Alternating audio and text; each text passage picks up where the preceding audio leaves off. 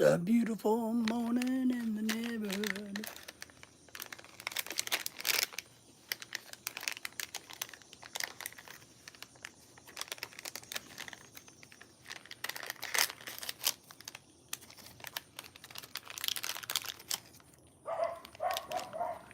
Maybe I should do that.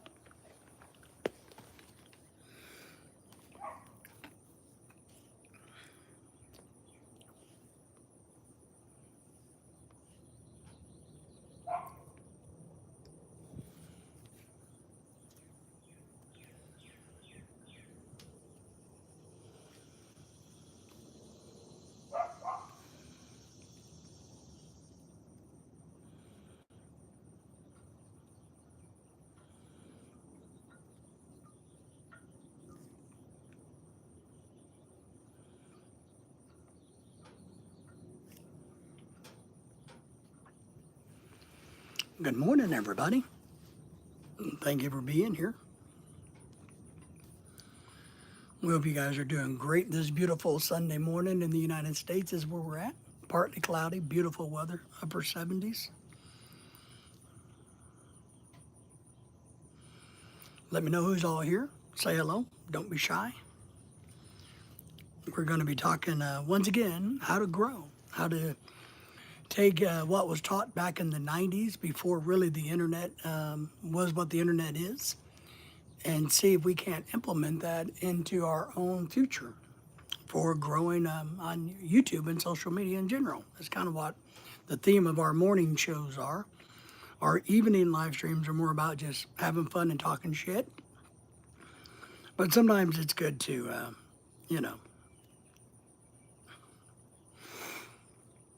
have other things to talk about. Important thing. Agent John is in the house. Good to see you. How are you? Good morning. We hope you're having a good morning anyhow. I've been up for a while, but I've been lazy all morning. My dog woke me up really early, but trying to get motivated, I'm trying to get energized so that we can do, productive content to help everybody learn how to grow and succeed on the internet. You are transformer. I try to be. I try to be a trendsetter, a transformer, a mentor, a life coach. It's the only thing that gives my life meaning. So I do my best. I try to be honest and answer all questions there are that ever comes up. I'm one of those type of people. I believe in open dialogue. I like open dialogue. My philosophy is you guys will learn as much from me as I learn from you all. I just happen to be the vessel which we are transmitting through. Maybe I can be like your alien vessel, not for sure.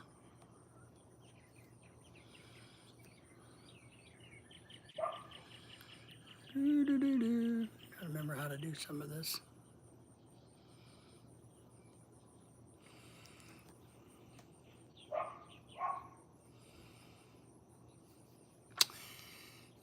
Agent John, I was not. If you can't figure that part out, I was not. I am a man through and through. But if you were, that's okay. I have no problems with you being that way. It doesn't bother me. I do have a lot I can say about it, but I will say I don't really care what you personally want to identify as, whether it's a frog, a toad, a girl, a boy, a truck, I don't care. Just don't be upset when I don't fall into your delusion about being a truck. All right? But other than that, you can do anything you want. I don't personally care.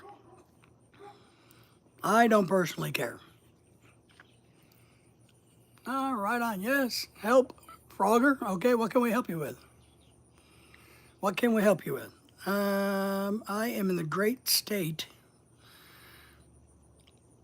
You know, have you ever heard of a company called Walmart?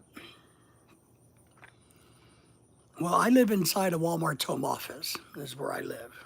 That's not going to work. I got to do something different here.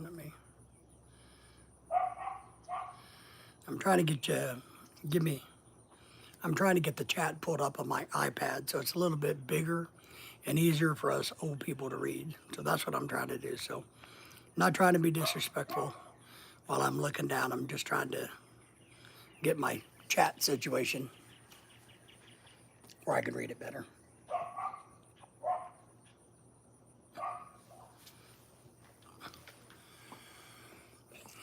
Well, it's a beautiful morning here. You know what I mean? It's going to be hot. It's going to be another hot day. It's in the mid to upper 70s, I believe, here right now. A light breeze, but you know, it's summertime for us, so obviously it's gonna, not stay super nice all day. Fix my shirt because I look like a bum.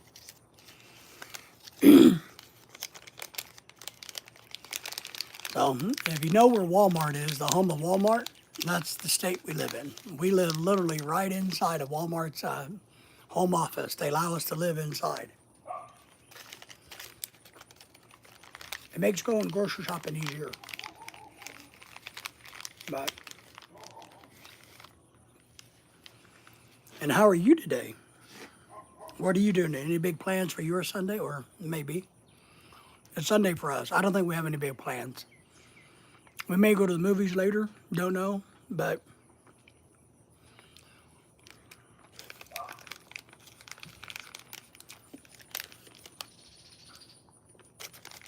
I'm eating, I don't like to eat on camera. But I'm really hungry this morning. I'm having some of these.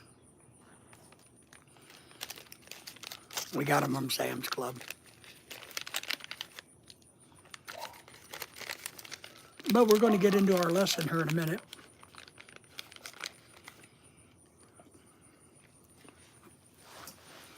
Because as a former college professor, one thing I find to do to keep my mind stimulated is I like to read a lot, learn and study.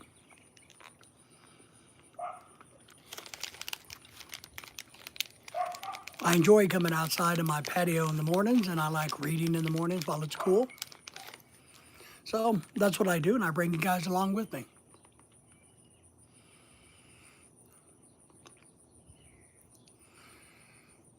Samantha, how are you? Good to see you. Thank you for thumbs up. Subscribing to the channel if you haven't done it. Good morning. How are you? What part of the world you in? Are you, having a beautiful morning like we are?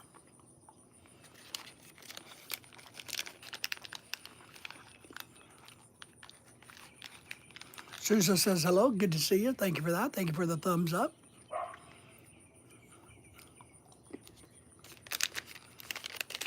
I got 3 more little fruit bites to eat, and then we're going to get into our business today.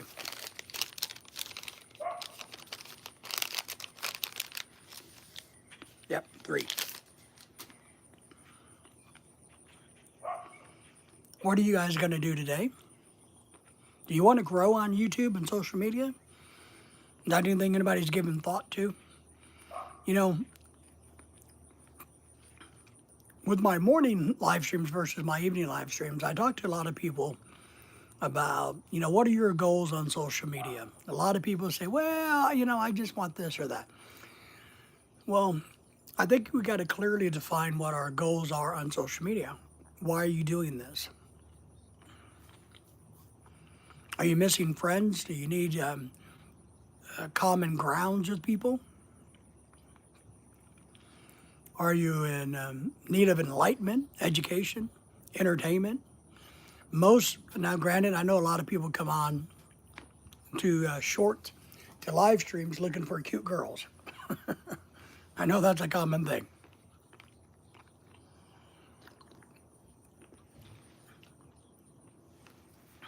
But if you're going to do social media, let's have a goal. And that's something, and I'll get you guys all caught up on this and I'll get started. Years and years and years ago, many thousands of years ago, I read the whole series of books by Dale Carnegie, business guy. He came up with a business philosophy about how to win friends, influence people, how to do better in business. Well, I feel like I'm too close to the camera today. I feel like you guys are right in my face. There you go. So the question comes from that is, can we take an older approach to business success, public speaking, all of those things, and turn those and use those as a way to grow on social media, whether it's TikTok or YouTube or Facebook? And that's what we're all about. Do you want to grow on social media? And we do. If I'm not a big liar. I'm not on here telling you, yes, I have no desire to grow. We do. We have a desire to be gigantic. I'm not one of these people on here telling you, oh, I'm just here to meet people and have somebody talk. No, I'm in here for business. I fully enjoy, as a byproduct, all of the outstanding people we meet on a regular basis. And we meet a lot. And we do a lot of stuff away from social media, behind the scenes too. I do a lot of life coaching, death coaching. So it's a byproduct of that. And we like it. We like it very much.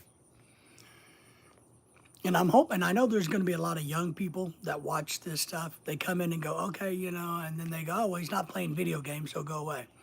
And they'll walk away. But I'm encouraging the young people to sit and listen for a while, because maybe they'll learn something that can help them in their own pursuit of social media dominance. So if you want to dominate social media, there's a recipe for it in which you don't have to hurt others or be naked, right? So there are platforms and ways to proceed with social media where you don't have to be a jerk and hurt people and pull stupid stunts on people or get naked, okay? So that's part of what my big goal in life is. Not that I mind getting naked, but it's just the way it is. All right, let me get. So as I study my books, some of my old materials, well, I share it with you. Sound like a plan? All right, good deal.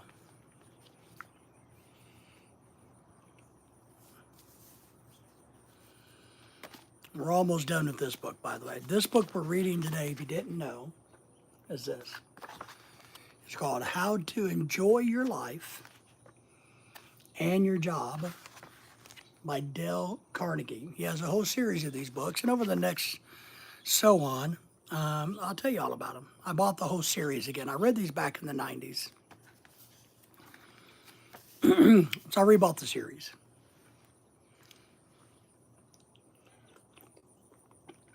Would anybody like a drink before we get started? No? All right.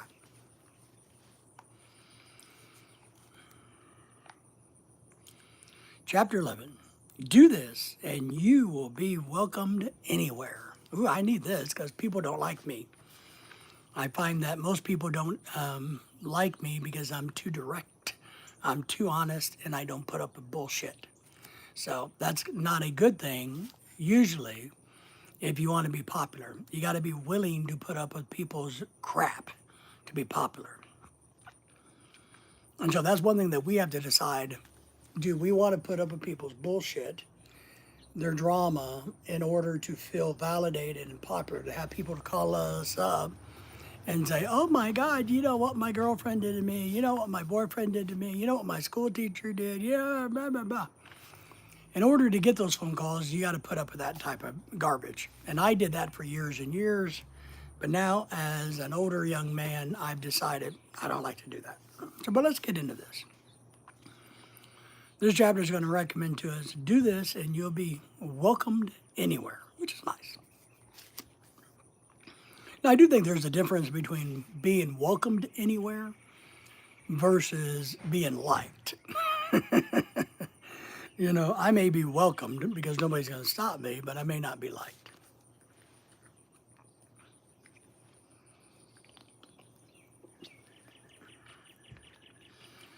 Why read this book to find out how to win friends? Why not? Study the techniques of the greatest winner of friends in the world has ever known.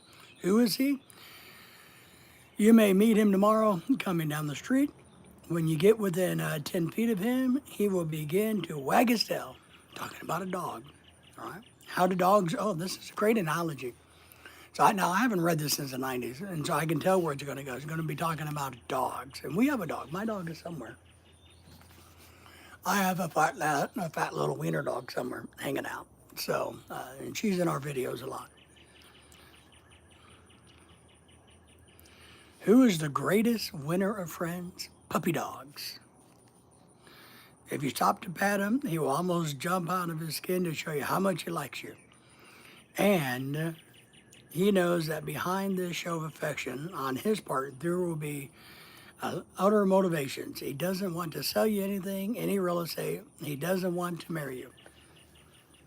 So dogs, and I think it's going to be a good analogy.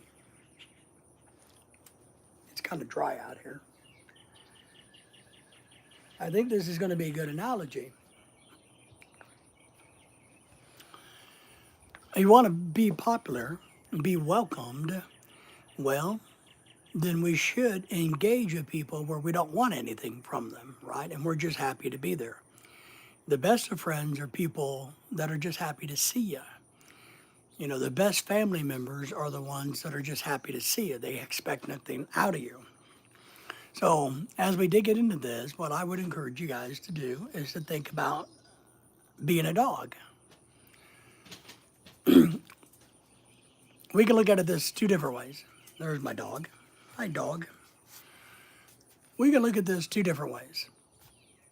You can either be the dog, or you can be the one petting the dog. And maybe I need to get into this because I got my own philosophy about petting the dog and being the dog, which I'm going to expand on. I really like this. I'm going to do some work on that.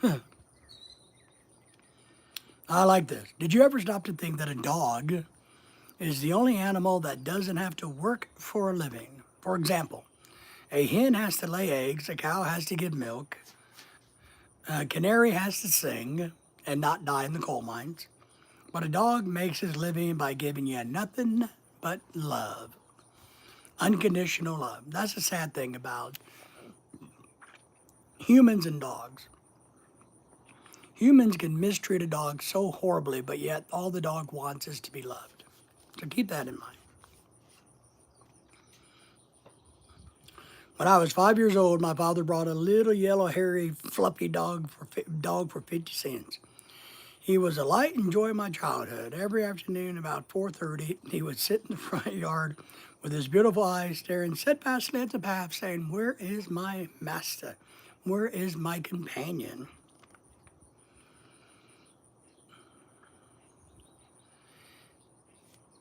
They're always happy to see you. Now, they can be a little irritating because, like my beautiful little fat dog here, you know, we like wiener dogs. We have wiener dogs. She wakes me up every morning about 6:30 to eat, and then she goes back to bed. So she wakes me up whether I want to sleep or not. I feed her. She goes back to bed, and then I'm awake. And if you don't think dogs can tell time, they can. Let me just tell you. The dog name was Tippy. Tippy was my constant companion for 5 years. Then one tragic night, I shall never forget it. He was killed within 10 feet of me, killed by lightning. Damn, he got struck by lightning. Tippy's death was tragic of my boyhood. The tragedy of my adult life is losing my dachshund, black and tan Daisy, over a year ago.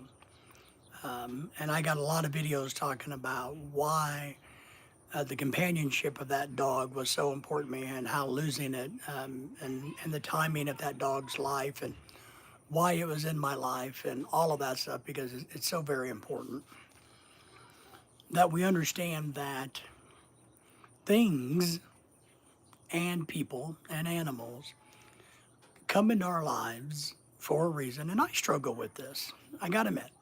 So, what we have to understand in life is a bigger philosophy is, so maybe you meet somebody and you feel like the relationship's lopsided. You're really not getting anything out of it. But maybe what you don't understand is you're not supposed to get anything out of it. Maybe it's your turn to be the giver. It's your turn to benefit that person, to say something to them, to motivate them, just to lead by example.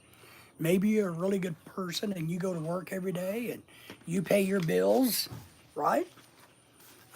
You do what's right. You don't get drunk and do drugs and cause chaos in life. And so maybe this person looks at you and go, you know, I can be like that. And maybe that's all that was supposed to be, right? Maybe all you were supposed to do is show them one thing. Or when we're sitting here thinking, good strategy, thank you for that, and thank you for being here, and thank you for the thumbs up. Appreciate that, and subscribing to the channel. Or maybe even though we think we're benefiting this person, we don't realize the effect they have on us, right? Harper, good to see you. Thank you for being here. We appreciate you. Thanks for the thumbs up and the shout out and all that. So, relationships, sometimes we don't know, we benefit one way, shape, or another. Maybe we just learn a lesson. Like, okay, I don't want to be around somebody who drinks too much. I know from being around these things, that's the type of person I don't want. So we learned that lesson. Harper says, God loves you. God loves you. Thank you all for all the hearts and the following and subscribing. And chime in about what we're talking about today. So sometimes we think people are negative, but it's really a positive. Sometimes, you know, we think we're being negatively affected, but down the road, we're going to find something from it. Animals are that way. Dogs are that way. Now, dogs may be a pain in the butt, or cats may be a pain in the butt because you got to feed them, take care of them, blah, blah, blah. But they give you so much unconditional love, so much unconditional desire, so much entertainment, so much reason for being. I will honestly tell you, and I've said this 1,000 times on my channel for you guys who follow us regularly, that after my coma, the only reason I'm still alive today is because of the dog that passed away a year ago, my dog Daisy, and my dog Lily, who's right here. They're the only reasons I really am alive after. My wife kept me alive through the coma. But I'm talking about from the psychological standpoint after the coma. And so our dog Daisy died way too early, but she greatly benefited me. So that's one thing we got to think about. Do you want to be, you know, when we're talking about how to win friends, influence people, how to get people to like you, those things, do you want to be the dog, or do you want to be the person who's receiving the dog? So, you know, what does a dog do? Do you want to be the person who gets the dog, or do you want to be the dog? And, you know. So have you ever read a book on psychology, Tipsy? You didn't need to know. You knew by some divine instinct that you can make more friends in 2 months by becoming genuinely interested in other people than you can in 2 years by trying to get other people interested in you. So, just me here. It's all right. We appreciate you. We get a lot of people watching in the reruns. So, one thing you got to think about in life is this. Let me see here. You win people over by being genuinely interested in them. Now, this is a little irritating, to be honest, but if you want to be involved in a group, be a part of something, you have to show interest in them versus you trying to convince them why they should be interested in you. It's not a good trait of humans. The humans all want to be seen as the expert, the leader, the most interesting. That's what we want to be. We want to be seen as social media experts. We want to be seen as popular, right? We want to be the reason the dog comes running up to you. That's what we want to be. So once you recognize that that's the way humans are, you can use that to benefit yourself, to grow your YouTube channel, your gaming channel, making friends, doing all of that. Harper, nobody's ignoring you. Lauren, I saw that you said that you were here. I saw that. So, I saw that. I saw you were here. And maybe you missed my statement, Harper. But thank you for being here. Nobody's ignoring you. I don't do that on this channel. Now, I do get busy, and I got to catch up, from time to time, but I don't do that. It's not how we operate. You can make more friends in 2 months by becoming interested in other people than you can in 2 years by trying to get people interested in you. It's a great statement. The funny thing is, I don't have a lot of interest in other people, and a lot of people don't have interest in me. So if that's what you want, and that's what I mean by, I tell people all the time, what is your goal in life? Where are you going? If we're equating all of this knowledge back in the day to modern business X for social media, what is it that you're wanting to achieve, right? You wanting to win friends and influence people? You wanting to grow? You wanting to make money? What are you doing? And then you got to adapt yourself accordingly. Because you're not going to grow your YouTube channel, your social media, your TikTok, if people don't find you interesting, and you got to give them a reason to be interested. But one of the most important things to do when you have the opportunity is to make sure your audience, your subscribers, your followers know that you're interested in them. That's what you have to do.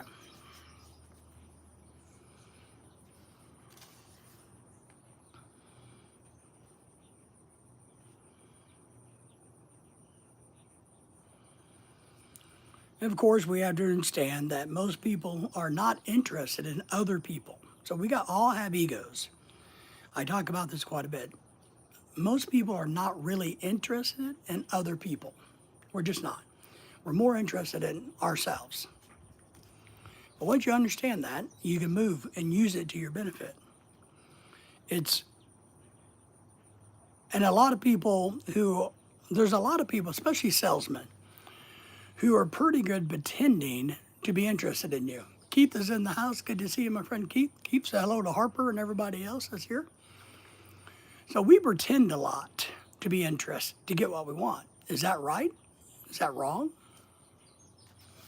I don't see a problem with it because it depends on your end goal.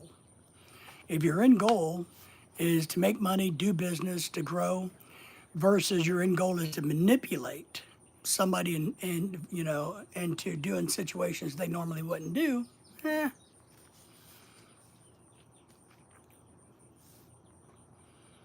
So let's just go remember that. Remember, you can make more friends in 2 months by becoming interested in other people than you can in 2 years by trying to get people interested in you.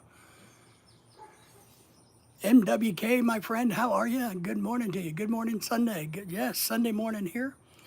I'm doing my How to Grow on YouTube morning shows. How to grow on social media is what I'm doing. I got a whole series of things I'm taking back from the 90s and the 80s that we learned in business and publics, and I'm bringing them to the modern world.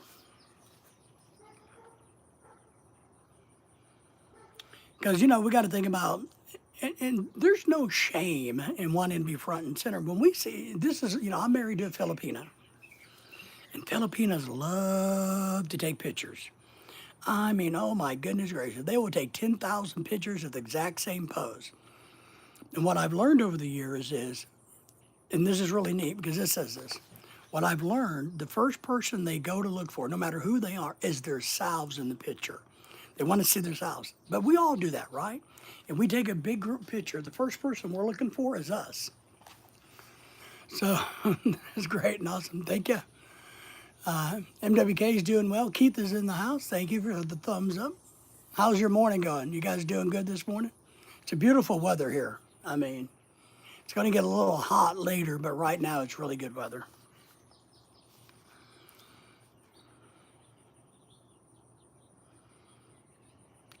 If we merely try to impress people and to get people interested in us, then we will truly never have sincere friends. So we're superficial, right? We're not going to have any true friends. And I think for a lot of you YouTube folks or your internet folks, if you're wanting to build a community, you can't be, we are, the internet, the social media, it is superficial. Look, I'm trying to grow this brand, this channel, so I can buy my wife a house, okay? I'm open and honest about that. And part of by that, I got to do that is by volume. We have to do this by volume. I got to get the numbers up. I got to get the views up. I got to get the ad revenue up. I got to get super chats and all this other crap up. But if you don't build a foundation on your social media platforms, you will die. You'll bubble and go down. Yeah, well, MWK, the key is this. I know I'm not long for this world. I know that. So I don't want my wife to ever have to worry about a house payment. Because if all she has is the carrying cost of insurance and taxes and things, then she can probably survive. Less stressful. But if she's got to pony up a big old house payment it's not going to work. It's not going to happen. So that's my big goal. And I am using social media to try to achieve that. We're doing other things to try to achieve that, but I am doing this. So that's my big motivation. Now, as I've said before, do I like hearing myself talk? Yes. Am I used to being a big public speaker? Yes. So, I do get an ego, and that's what I tell everybody. If you're doing social media, you got a little bit of an ego. I hear people like, no, I don't have an ego. Not, well, yeah, you do have an ego because you put your face on here. If you didn't have an ego, thought I was being attacked by a bird.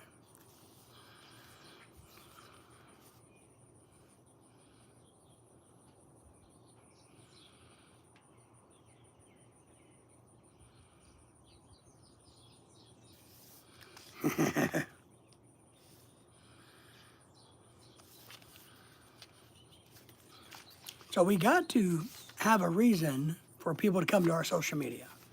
But then we got to make sure that our good people know that we're interested in them.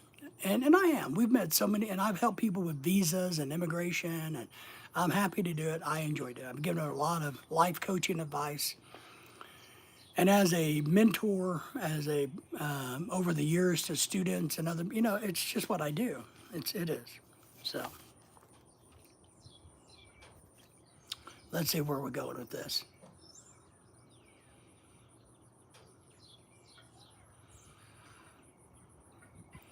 It is the individual who is not interested in his fellow man who has the greatest difficulties in life and provides the greatest injury to others. It is from among such individuals that all human failures spring. So let me read that again. Great little statement here. I want you to think about this. Open your minds and think about this. It is the individual, so a person, who is not interested in his fellow man, has any interest in other people whatsoever, who has the greatest difficulties in life and provides the greatest injuries to others. Meaning, if you don't have empathy and sympathy for your mankind, then you're going to, like serial killers, right? They have no empathy or sympathy. That's why they kill. They have none of that for individuals. It is from these individuals that all human failures grows from. So if you are this individual who has no interest in fellow mankind, then you're a problem. And failure will be yours. Now, maybe you'll make a lot of money. Who knows? I got a friend who's a butt wipe. He can't, he doesn't really have any true friends. He knows a lot of people, but he doesn't give a rat's ass about anybody. He really doesn't. He likes to beat people out of anything he can get them out of. He's a short little feller who, really believes that he's way more powerful than he has. And he has lots of money, but he has nobody around him. He has no friends. So is he successful because he has money, or is he successful because he has a better quality of life? I want to say that being successful in life means you have a happy balance of you can pay your bills, you have true people that believe and trust in you, that you can believe in and trust in, and then you can enjoy your life. Being rich is different for everybody. Everybody sees, their goal of being, what is your goal of being rich? And I teach this and tell you guys this. I want you guys all to sit and think about what does that mean to be rich to you? Because for all of us, being rich is different. I know what it is to be rich to me. I know what it is to be rich to other people, what they may see, what you may see. Now, we can never achieve this until we acknowledge what we think being rich is. We're never going to get anywhere until we acknowledge.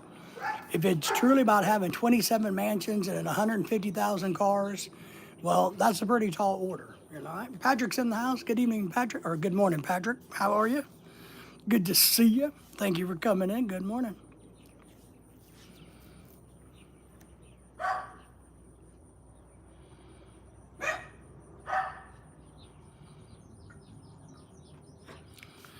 We're growing our YouTube, our social media channels, Patrick. Doing good, trying to get awake? Yes. Lily woke me up really early this morning, earlier than normal. I'm really tired, But I thought, man, if I'm going to be awake, I might as well come out here and try to grow the channel. Keith is in the house. Keith says, hello, Patrick. Good to see you. I'm having a Coke,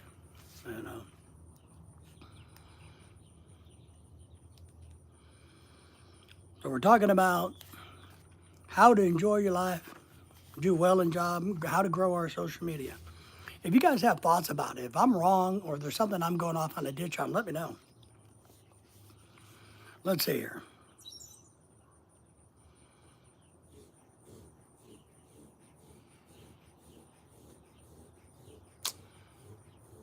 You okay, Lily?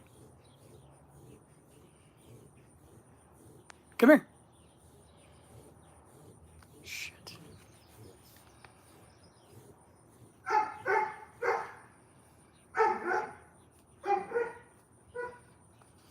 Lily was acting a little funny.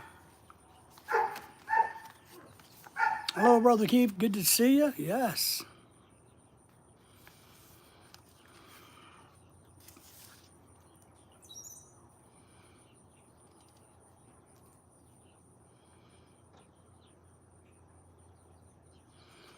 George Dyke of North Warren, Pennsylvania, was forced to retire from his service station business after 30 years when a new highway was constructed over the site of his station. It wasn't long before the idle days of retirement began to bore him. Boy, I can relate to that. So, good old George. So, he started filling in his time trying to play music on his old fiddle. I wish I could play music. Soon he was traveling the area to listen to music and to talk with many accomplished fiddlers, because that's what he wanted to do. In his humble and friendly way, he became generally interested in learning the background and interests of every musician he met.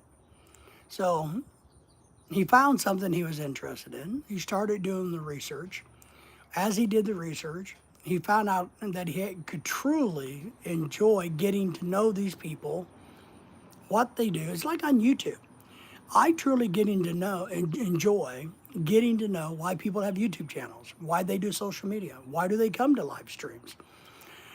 Because, and I'm sure this is going to say this, the more I understand why everybody comes to my live streams, the better I can make a live stream, the better I can grow my channel. What is it that you guys are looking for? Because I want to provide you with more of that. So he generally became interested in every musician he met. Although he was not a great fiddler himself, he made many friends in his pursuit. He attended competitions, soon became known as a country music fan in the eastern part of the United States. Uncle George, the fiddler scrapper from Kinzua County, Pennsylvania. Get my eyeballs adjusted there. When we heard Uncle George was 72 and enjoying every minute of his life by having a sustainable interest in others, he created a new life for himself at the time when most people would consider his productivity and his future was over. Thank you for saying hello to everybody, Patrick. I appreciate that. So, and we all kind of know this. If we sit around and do nothing, we die, right? We have to find an interest, and that's what we're all looking for. Whether it's fishing, cooking, farming, raising dogs, being with the dogs, you got to have grandkids, you know.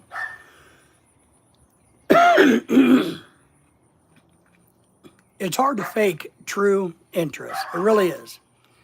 So you got to find something where you are true. What is my dog looking at? I don't know what my dog's doing. Yeah, it's hard to fake interest. So in order to grow, to be fruitful, to have rewards come to you, you have to truly show interest. And if you're not interested, then move on and find something that is. So if social media is not your thing, but you think, oh, I got to do it, well, you don't have to do social media. There's other things you can do. You can do volunteer work, right? There's other things you can do to spend your time. If you're looking like me to try to make money, well, I'm limited in how I can do that because I'm old and disabled, right? So I try to do the best I can. But the good thing is I have an interest in social media because I love to public speak. So it fits for me. In order to be happy, you got to find out what interests in you and you got to jump in it.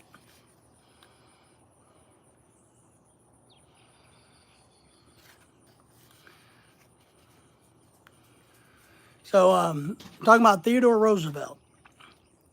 This, too, was one of his secrets to becoming very popular. Even his servants loved him, Theodore Roosevelt. His valet, James E. Amos, wrote a book about him entitled Theodore Roosevelt, Hero to His Valet. In that book, Amos related his illuminating incident. My wife one time asked the president about Bob White. Now, I don't know what Bob White is. She never ever seen Bob White. Maybe it's a deer. Maybe we're talking about an animal. All right. So Amos's wife one time asked the president about Bob White. She had never seen one, and he described it to her in fully. Sometimes later, the telephone at our cottage rang out. Amos and his wife lived in a little cottage on the Roosevelt estate. So the driver lived a little bit further away. My wife answered it, and it was Mr. Roosevelt himself. He had called her and said to tell her that there was a Bob White outside her window, and that if she would look out, she might see it.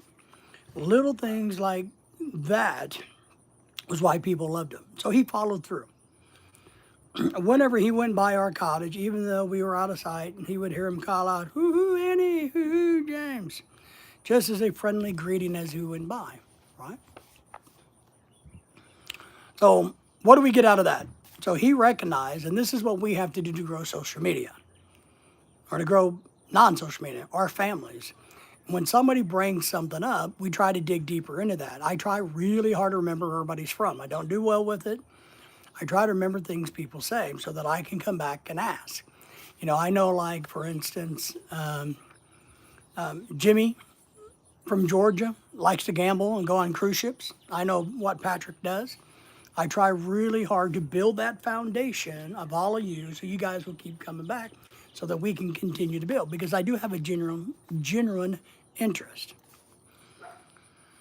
Giving a shout out to people, you know, I tell the story. You know, my friend, my mentor, who wound up marrying Lorelei and I many thousands of years ago, when I first met him, I knew he was really popular, but I didn't know him. I was new to the whole thing. And I tell the story about how I learned so much from him because he shook everybody's hands, he opened the door, he greeted everybody. Well, that made him very popular because everybody felt like they knew him. And so that's something that I've learned to do, not only in my classrooms teaching, but when I go consulting work, and I do here on YouTube. I try really hard to meet and greet each and every one of you to give you a welcome to our social media world. And you all need to do that if you want to continue to grow.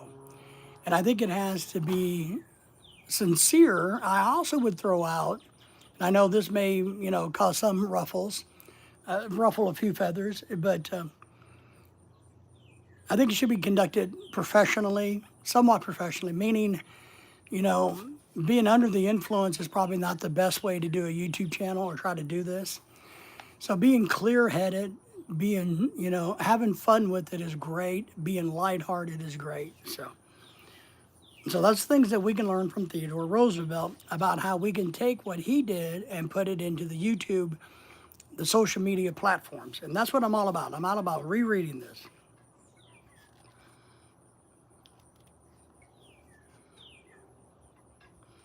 They go on to talk about how can employees keep from liking a man like that because he knew their names. It's like Donald Trump, whether you hate him or not. People around him love him because he knows their names. He knows their children's names. He's called people up and said, hey, I heard your dad passed. I am so sorry for that, blah, blah, blah, blah, blah, blah. So smart people, successful people know to do this. Whether you hate Trump or not, I don't care, but he does this. Bill Clinton did this very well. I think Barack Obama did it fairly well. Bill Gates, I don't know. Elon Musk remembers everything, but I think his being slightly on the spectrum, he probably doesn't do that.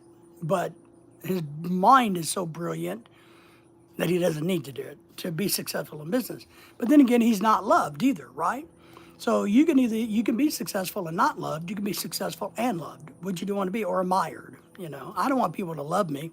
I want people just to respect, follow, and want to be here. You don't got to love me. I never expected my students ever to think, oh my God, never did that, never wanted that. I just wanted them to get what they wanted out of being in my classroom. What is it that you want to achieve? Well, I want to get you there. And in my effort to try to get me to where I want to be on YouTube, I'm trying to help you guys get there too, because we're going to do this together. We're going to do this together. Whether anybody listens to me or not, this is what I'm doing in the mornings. I'm working. I'm working to make us all better.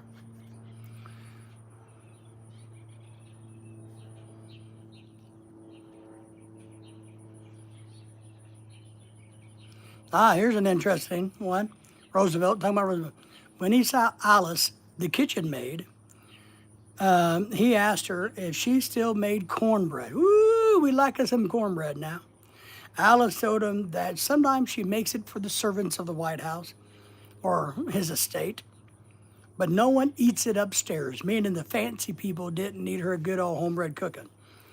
They showed bad, he said, Roosevelt told Alice, the kitchen worker, they show bad taste. And let me tell you, presidents, when I see him, Alice brought a piece of her cornbread on a plate to him. He went over to the office eating it as he went greeting, and so he thought the people that snubbed her cornbread had very poor taste. So he made a point to show off that he was eating her cornbread. He always addresses each person. I try to do better at this at Walmart and wherever I go. I'm trying better to call people by their names, whatever's on their name badge. So I think it's, and I'm not good with names. And if you're looking, not only if you're looking to grow your social media, but what if you're just trying to date? Here's one of the greatest tips I learned about dating 25,100 years ago was if you want women to be interested in you, then you have to be sincerely interested in them. Knowing their name is one way to be that way. Looking at them, calling their name. Don't call them honey, baby, booty butt. be able to look at them when you don't know them well enough, you're not sleeping with them, to call them by their name, smile, and show a genuine interest in what they're doing.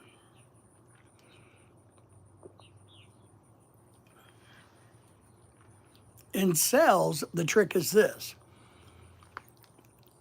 and this is partly on social media too.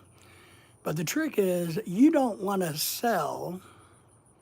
I don't want to sell Patrick something that I want to sell Patrick. I want to sell Patrick what Patrick wants. So if I'm selling this book and Patrick has no desire to buy this book, then I keep pushing him. That means I haven't listened to him. I haven't gained interest in him and figured out what he wants.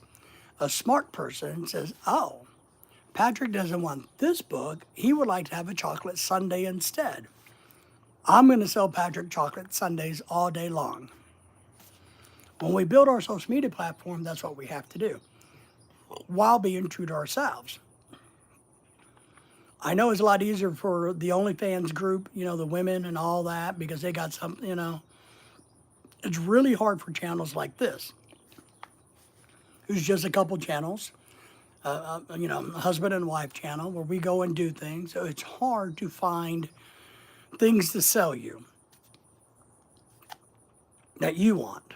There's a lot like this. You guys may not want this, but I'm going to do this because, one, it helps me. And my goal is, in this format of what I'm doing with these books, is I'm trying to educate myself. I'm trying to better myself. Instead of me just sitting in the living room, reading the book all quietly by myself, which I could do, I'm trying to show interest in anybody out there that may have an interest in this, and growing and learning how to do social media better, how to make interpersonal skills better through social media.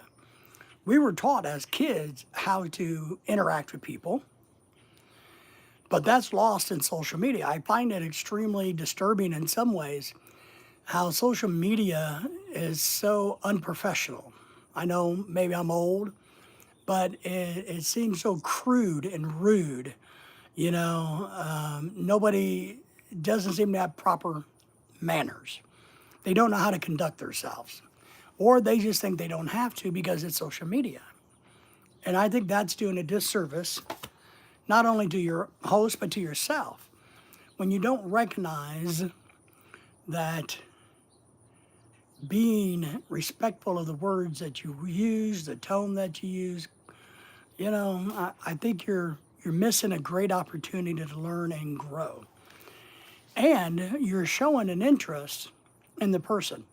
And that opens the door for that person's. So, because you got to ask yourself this is how I look at it. If somebody comes on your channel and, depending on what your goal is, if your goal is to sell naked pictures of yourself, then you probably don't care. But if somebody comes into this channel and they are so rudely, I don't mind trolls, but they just don't know how to speak adult language. They don't know how to say hello, and say hi to people and be respectful. Then I don't have a general interest in getting to know them. When somebody comes on who can speak and say hi to everybody and how are you, good morning, yes, they can articulate words versus being rude, crude. If you're rude and crude, why would anybody have interest in you? That's my point, right, Pat? So if you're a rude and crude follower, nobody's going to have any genuine interest in you. They're not. If you're a rude and crude, now this is kind of the weird thing about social media. You can grow by being a hater. You got to hate on people, which is really sad. People want to watch you crash out and hate. Or you do it by showing your boobs, right? We've talked about this a lot. But eventually the haters they quit growing. So I've seen haters who have hate channels. They're just out there trying to stir up shit. Well, they grow, but they explode, or they implode. Let me say that. They don't explode, they implode, eventually implode, where they lose everything and nobody cares. So are you building genuine interest, or are you just doing shock and awe?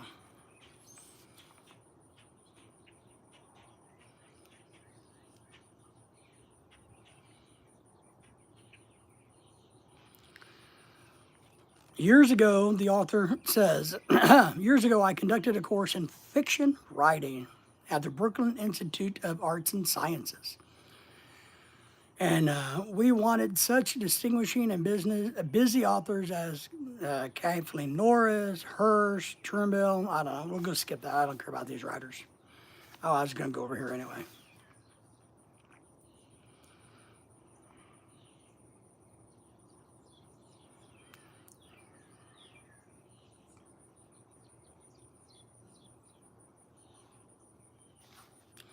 So public speaking, you got to get comfortable with public speaking. And public speaking, and I've taken courses in public speaking and body language. Public speaking doesn't necessarily mean getting up in front of 100 people and talking to them. You know, I'm used to that. I've done that, I can't tell you how many times. But that doesn't what it mean. A lot of times public speaking means even talking one-on-one with somebody that you're not besties with, right? Where you can sit and have a conversation, you can listen, and then articulate what you want to say back to them. It can be in a small group. There's also haters in social media, YouTube. Yes, there are haters.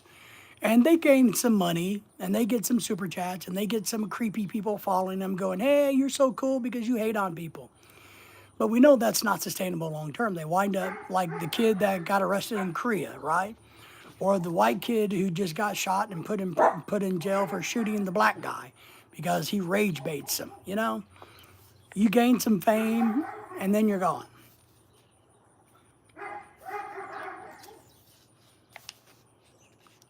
If we want to make friends, and social media is a friend business, we have to try to get people, Lily, to be our friend. We want you guys to think this is a friendly channel, that this is a good, safe place.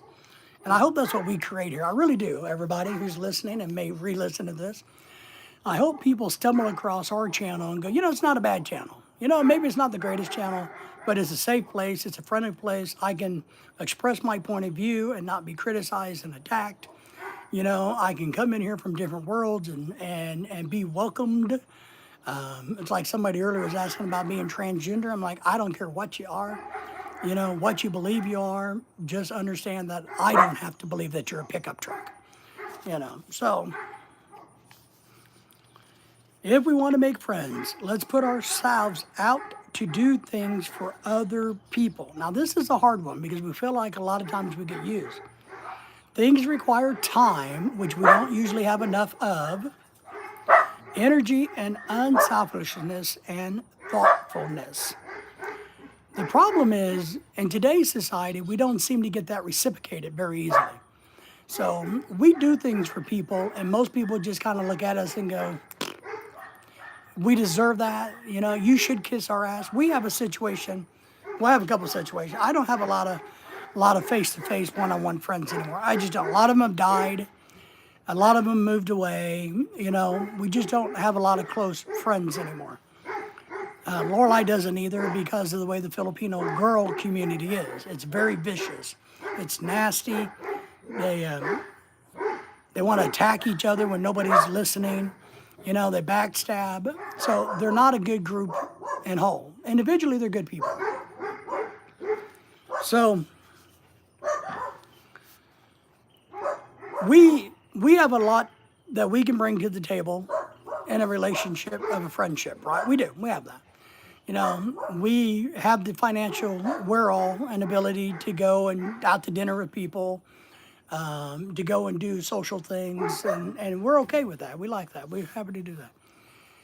And we're pretty generous people. I feel like I'm very generous.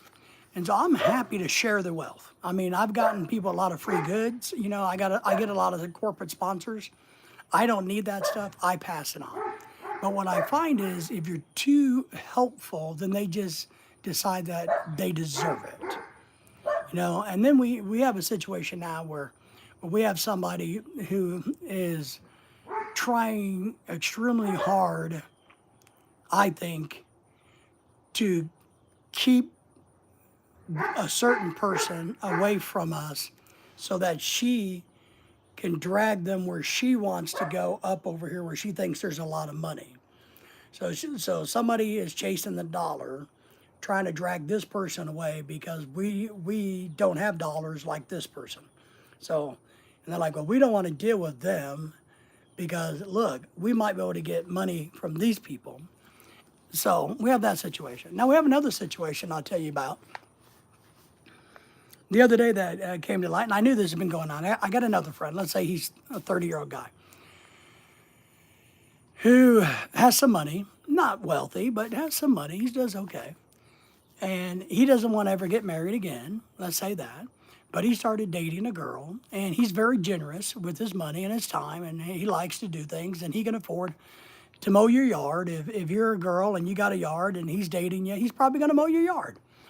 You know, if your kitchen needs a little, you got a leak in the sink, he'll fix it. You know, it's not a big deal to him. But he does have a lot of money, and his money has already been designed to go to other places. So it's already locked up design. And he's flatly told the young lady, hey, I'm not ever getting married. We're never living together. You know, you have your house, I have my house. So the other day he was telling me that they're not seeing each other anymore because, as you know where this is probably going, she would point blank asked him the other day, what is he going to give her financially for being his girlfriend? And that upset him. And I told him, I said, I don't blame you.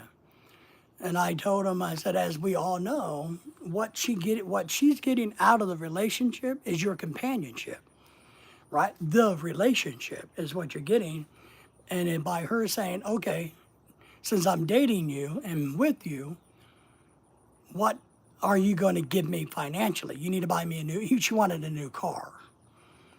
And he said, so you should give me a brand new car is what you should do because I'm your girlfriend. And it upset him, and he came to me, and I said I would dump her, and he's like, well, I did because I can't do that. You know, I said I can't be looked upon that way. So I told him, she doesn't seem to have a sincere interest in who you are. She has a sincere interest in what you can do for her, right? And that's a sad, sad way to live, sad way to be. And it's sad when that happens to us. But let me dig a tiny bit deeper into this because I do, you know, even though I have great depression myself. I suffer through depression like you can't believe. But I told him, I said, well, look, I know that became a failure. But in order to get to that point, you had to put yourself out there. You had to show genuine interest in this young lady, right? So he had to show interest. Now, during this course of time, he got to learn some things about her culture. He got to do a few things and going out and doing things that he would not have done if he wasn't with this girl. So I told him, I said, it's not that you didn't get anything out of the relationship. You did. You got companionship yourself. And so don't think that your 1 year of dating this girl was a total waste because now she pops up and says, you should give me that $70,000 car I want.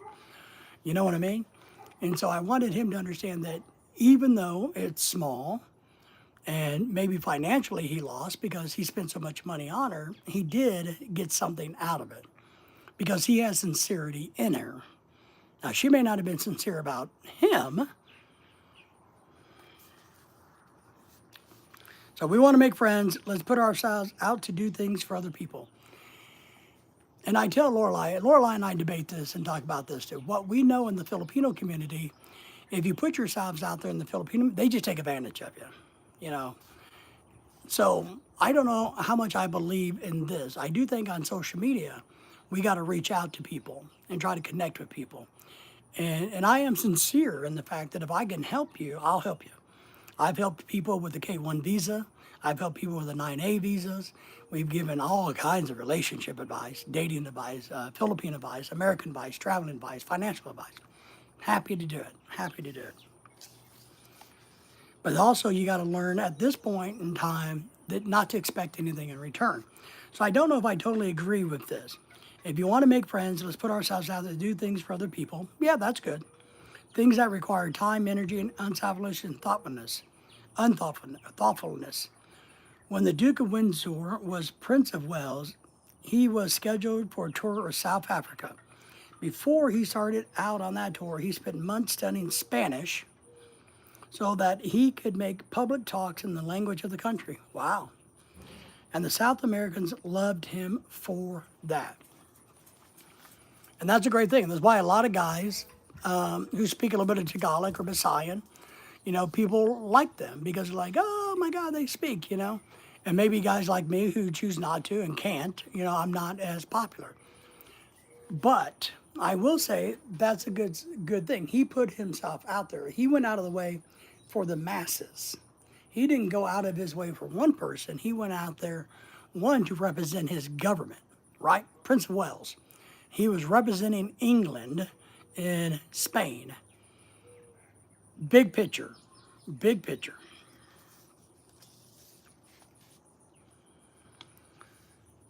And this is a smart thing to do, and we try to do. Lawson's in the house. Hey, Lawson, how are you, friend? Good morning. How are you? How's your Sunday morning going, Lawson? Thank you for coming in. For years, I made it a point to find out the birthdays of all of my friends. How? Although I haven't the foggiest bit of faith in astrology, I began asking the other parties whether he believed the date of one's birth has anything to do with the character and disposition of the individual. This is a smart strategy in life. If you want to, and what we try to do on this channel to grow our social media is we try to recognize anniversaries and birthdays. If I know that Pat's birthday or Lawson's birthday is right around the corner, we try to, acknowledge it. It's like the other day, our friend Tim in the Philippines just celebrated his 14th anniversary living in the Philippines. It's going great. I'm at the beach in Alabama. Are you down at Orange Beach or Gulf Shores? We know those beaches well.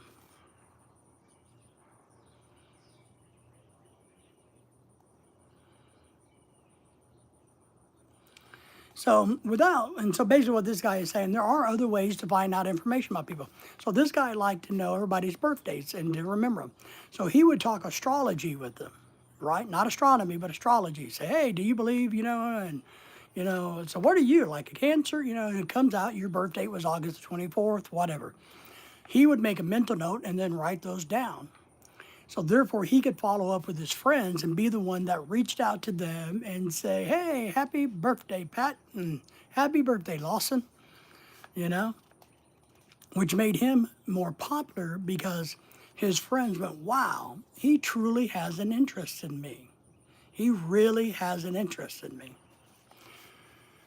Gulf Shores, yep, been there many times. We love Foley, Alabama. It's a great place.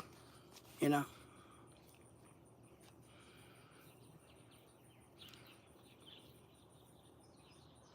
want to make friends, you got to greet people with enthusiasm, right? You guys probably noticed I try to do that on this channel because that's part of my plan. I have a master plan, and I'm sharing it with you guys because I want you guys to be successful in your own worlds. And we're going to take what they did in the business in the 90s, and we're going to put it into a modern spin in the social media world. You got to be enthusiastic. Why do you think Sam at Walmart, Sam Walton at Walmart used to have door greeters? The door greeters were happy that you were there. Now Walmart hates you and they don't want you there. Pat says, hello, Lawson. Good to see you, young man. Yes. Man, I think so. We've been there a lot. And we bounce around in all the mom and pop restaurants. So I got a feeling I have. We like to stay up in Foley and then drive down, but we've stayed right there in Gulf Shores, and we've also stayed over in Orange Beach, which is more expensive. So I got a feeling I have because we've eaten around there a lot. And I mean, we've been there a lot. We may even move there next year, either there or Florida. It's like if you want... And this is real simple. A lot of people don't get this. If you want better customer service, be happy. Be enthusiastic. When you sit down at the table, recognize the name of your waitress and say, oh, well, hey, Betty. Good day, Betty. And they say, well, hi, I'm Betty. I'll be your server today. You say, well, hi, Betty. How are you today? That builds a rapport and shows interest in them. they will treat you better. They'll treat you more humanly. Same thing with everything. It's good strategy if you're buying and selling, depending on which side you're on. It's always good strategy.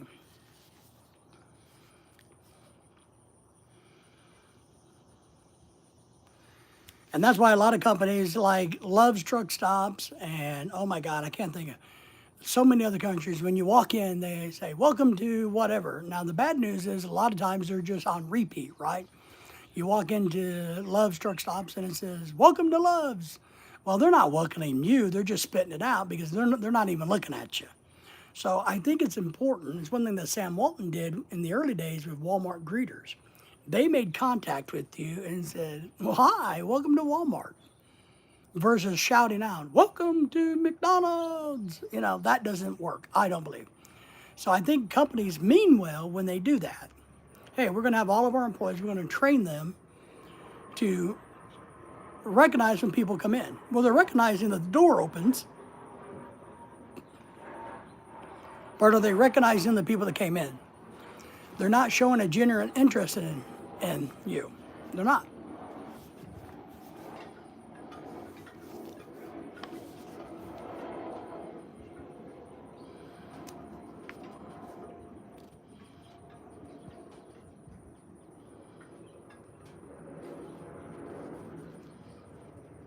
Let's read a letter that somebody wrote to the National Bank of North America of New York following. Let's see what happened here.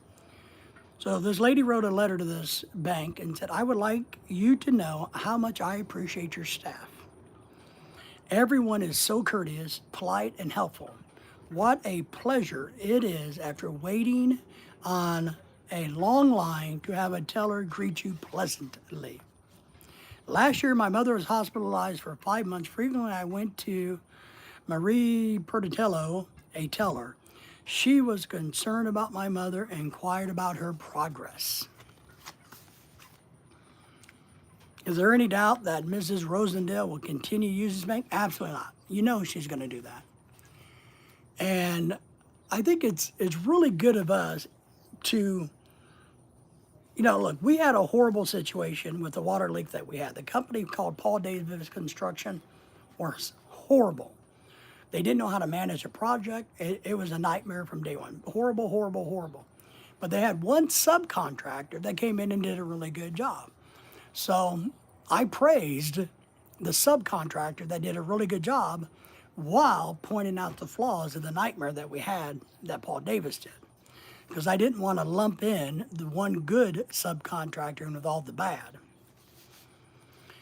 The guy that does our yard, not the guy that mows our yard, but the guy that comes and sprays chemicals on our yard, he's a really friendly guy. He does a really good job. He always asks, hey, is there any spots you want me to get? You know, is there? And I'm like, yeah, I'm trying to make this. And I got a couple spots in my yard I'm trying to get to grow better, right? And I just paid up my bill the other day. They called me and said, hey, you know, you got like 3 or 4 more treatments for the year. Would you, if you prepay, we can give you a big down. I said, all right, I'll prepay. But I made a point to point out, I said, hey, my technician is really, really good. Hey, Patrick Blue is in the house. Good to see you. Blue Demon, how are you, my friend? Good morning to you. Everybody said hello to Blue Demon. So, you got to show interest in people if you want to win friends, influence people, make a profit, make money, grow your social media. And I've told you guys, I repeat a lot, that I write a whole lot of notes.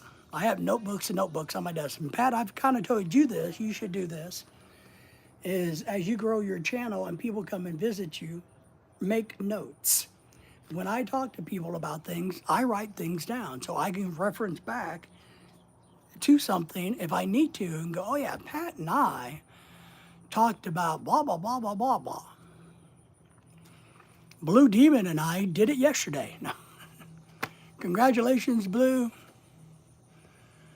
Blue says, today will be the last day of celebration of the 1,000. So you've hit 1,000 subs. Congratulations, Blue. Very outstanding.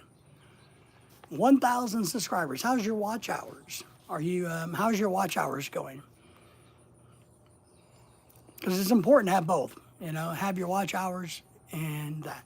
And this, maybe what I'm talking about, will help you. You're a young channel. Pat's a young channel. And part of what I'm doing is trying to grow my channel by using, old techniques.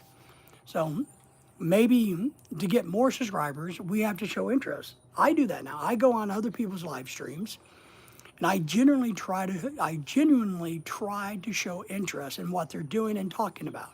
I try to be a productive member of their live stream. Now the ballot is showing 700 watch hours. Yeah, that's one thing you have to understand about YouTube is once you become monetized or you're close to monetizing, YouTube's going to put their eyeballs on you. And they're going to look at all the people that subscribe to you that are ninja accounts. They're going to take those away. If there's a bunch of fake hours by those ninja accounts, they're going to take those away. So while you're growing and becoming monetized, they give you a lot of leeway because you're not under the microscope. They're not really caring about you. They don't got to pay you anything. They're making money off of you.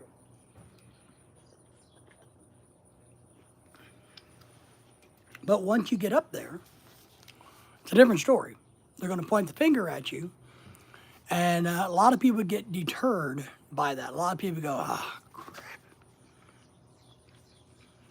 But depending on what your goal is, you got to keep at it. You got to keep working it. Work it, work it, work it. That's what we do. I've made a commitment, and I know maybe it's because I don't have a job, because I'm a deadbeat, but I've decided to make a commitment to try to grow this YouTube channel. It's a lot of time, energy. There's a lot of times I don't know what to make a video about or if I should make a video. I don't know. I don't know where I'm going. I just keep going in hopes that someday we'll catch on and be a popular channel. That will allow me to make some money.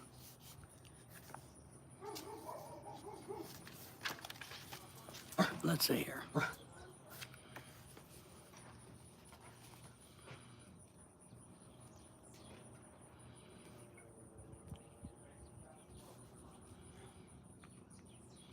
So here's another illustration from our book. So let's see here. CM, I don't know what, we'll just call him CM. I don't know what that last name is. Some dude named CM of Philadelphia had tried for years to sell fuel to a large chain organization. It's kind of like, so for years, Pat was trying to sell diesel fuel to Love's truck stops. But the chain store company continued to purchase its fuel from an out-of-town dealer and haul it right past the door of Pat's office. Mr. Pat made a speech one night before one of my classes, pouring out his hot wrath upon the chain stores for not buying from him, branding them as a curse on the nation.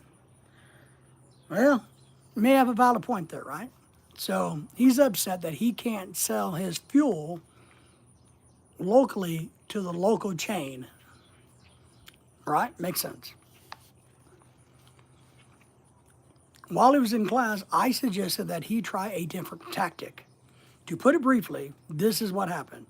We staged a debate between members of the course, which I've done this before, this is fun, brought up a topic and had my class work on it. That's the moment for now. Blue says, I will see you in a few days. Violet, yeah, just keep doing it. It's all you can do. I know, I don't know, if you're doing a lot of gaming, I know YouTube is getting a little odd about gaming channels and AI channels and things like that. So we staged a debate between some people to figure this out. Why couldn't Pat sell his fuel to the local Love station?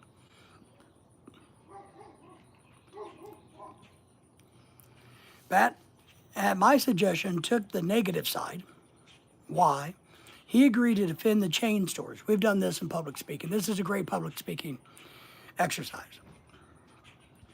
So the guy that's upset because he can't sell his fuel is representing the chain stores and going to explain why they won't buy his fuel. Okay? So Pat, in this argument, is defending Love's for not buying Pat's fuel. This is a great exercise.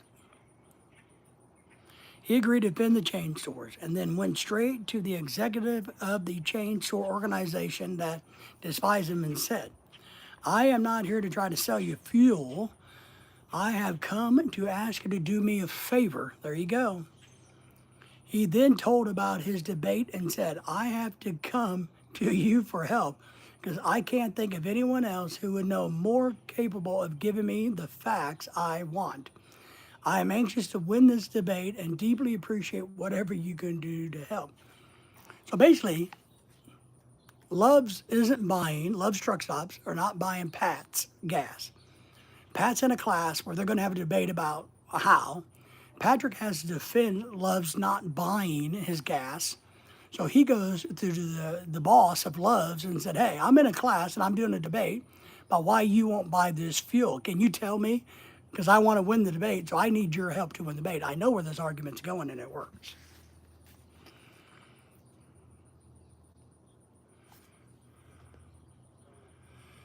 Let's see. Pat says, Mike Pennell and StreamYard Vertical can't figure out how to join. He does that work better, David. Now the regular StreamYard I can join. Yeah, vertical StreamYard is really hard. When you do a StreamYard like this, it's really hard. I don't know the answer to that, Pat. People haven't, and that's because how Mike has set things up, and that's on, if, once again, if he wanted everybody, which I know he does because Mike really likes that, then he should set it up to where it's more user-friendly. But there's a difference, a cause and effect, right? The link won't let you? Is there a link? There's probably a link out there from Mike's channel to do it, yes. But if he wants, here's what I say. When I want to do a panel, and Pat, you've been on these, when I want to do a big panel, I do StreamYard and I do it vertical, right? Or horizontal. I do it horizontal. When I want to do one of these typing things, I do it this way on YouTube versus StreamYard this way because it's much harder. So, I don't know.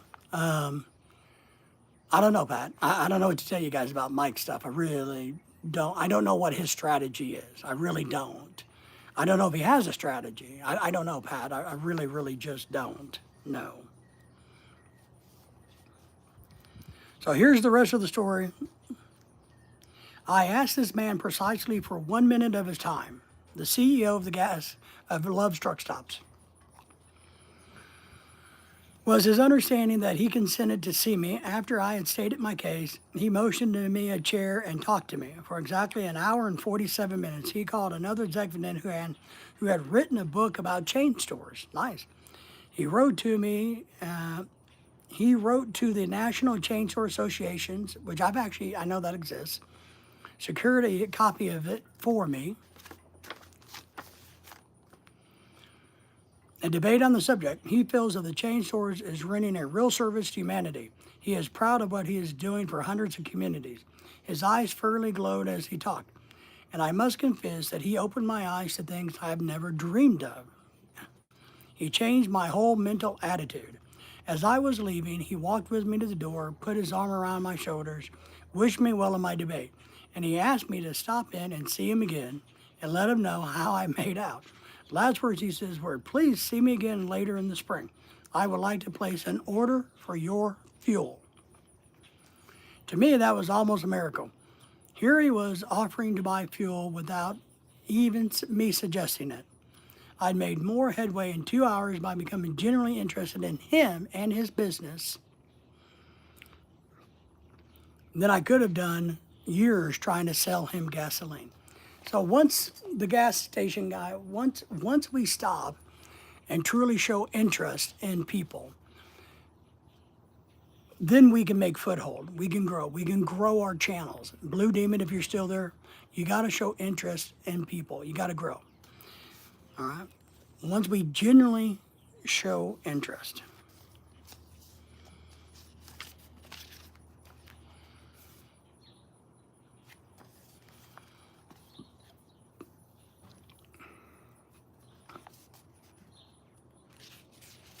If you want a girl to like you, you got to show interest, right? I tell people, Pat, and I know you're probably the only one listening to me, but I tell people all the time, you know why Filipino women are successful at getting men like that? Because the way they smile show direct interest in a person. They are truly interested in the people they meet, not the way the person looks.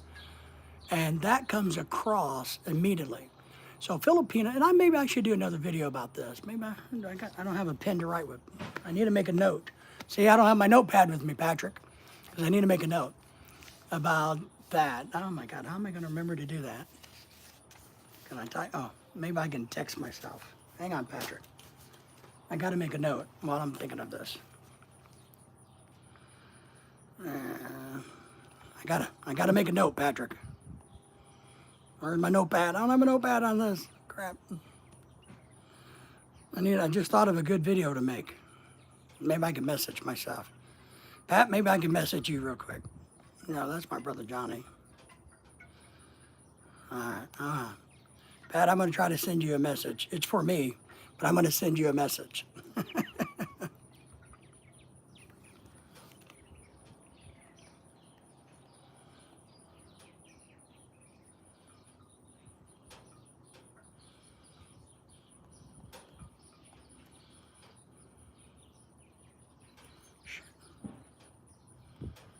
Hang on, Patrick. Shit.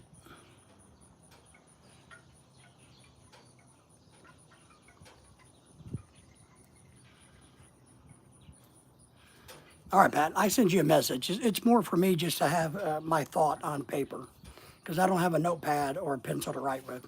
So you don't got to respond to it or anything. I'm going to work up a video about that topic. So I needed to get it down while I was thinking of it because I don't have anything to write with. Sorry about that, Pat. Let's see.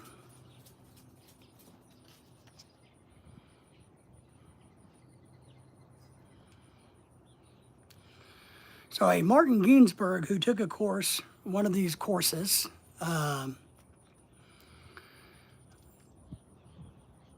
reported how a nurse who took a special interest in him profoundly affected his life. And I think this is one thing that we miss the opportunity to do, everybody. Not only in growing our channel, but just growing as human beings. Sometimes we got to take a profound interest in somebody else. And when we do that, it changes their life forever. It still changes ours. A lot of times we don't see the changes, things that make for us until years later. I mean, I've been around people that cost me, shitloads and shitloads of money and time. And I look back and go, I definitely did not benefit from that relationship, but there are things that shaped my future. So Martin is talking about a nurse who profoundly affected his life. He says, it was Thanksgiving Day and I was 10 years old. I was in a welfare ward of a city hospital. I don't even know they have those anymore. And was scheduled to undergo a major orthopedic surgery the next day. I knew that I could only look forward to months of confinement, convalescence, and pain. Yes, my father was dead. My mother and I lived alone in a small apartment where we were on welfare. My mother was unable to visit me that day, probably because she had to work, right? As the day went on, I became overwhelmed with the feeling of loneliness and despair and fear. Okay, 10-year-old getting ready for operation. I knew my mother was home alone worrying about me, not having anyone to be with, not having anyone to eat with, not even having enough money to afford a Thanksgiving dinner. Tears welled up in my eyes, and I stuck my head under the pillow and pulled the covers over it. I cried silently to myself, but oh so bitterly, so much that my body racked with pain. A young student nurse heard my sobbing and came over to me. She took the covers off of my face and started wiping my tears. She told me how lonely she was, having to work that day and not being able to be with her family. She asked me whether I would have dinner with her. She brought 2 trays of food, sliced turkey, mashed potatoes, gravy, cranberry sauce, ice cream for dessert. She talked to me and tried to calm my fears. Even though she was scheduled to go off duty at 4 p.m., she stayed on her own time until almost 11 p.m. She played games with me, talked to me, and stayed with me until I finally fell asleep. Many Thanksgivings have come and gone since I was 10, but that one never passes without my remembering a particular one and feelings of frustration, fear, loneliness, and warmth, tenderness of the stranger who somehow made it all bearable. If you want others to like you, if you want to develop a real friendship, if you want to help others at the same time as you help yourself, keep this principle in mind. Become generally interested in people. That's how we grow social media. It's how we make friends. We become genuinely interested in people.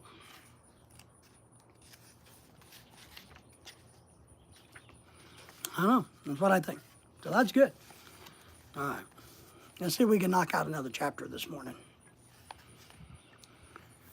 How to make people like you instantly.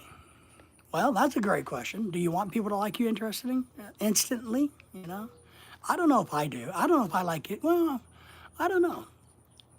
My dog is trying to, there's a mole. Lily, leave that alone. Come here. Psst. There is a mole over by the fence. It's been gone for days, and she is still thinking it's there. Her smelling is so good. But I don't want her digging under the fence. I gotta kind of keep on her.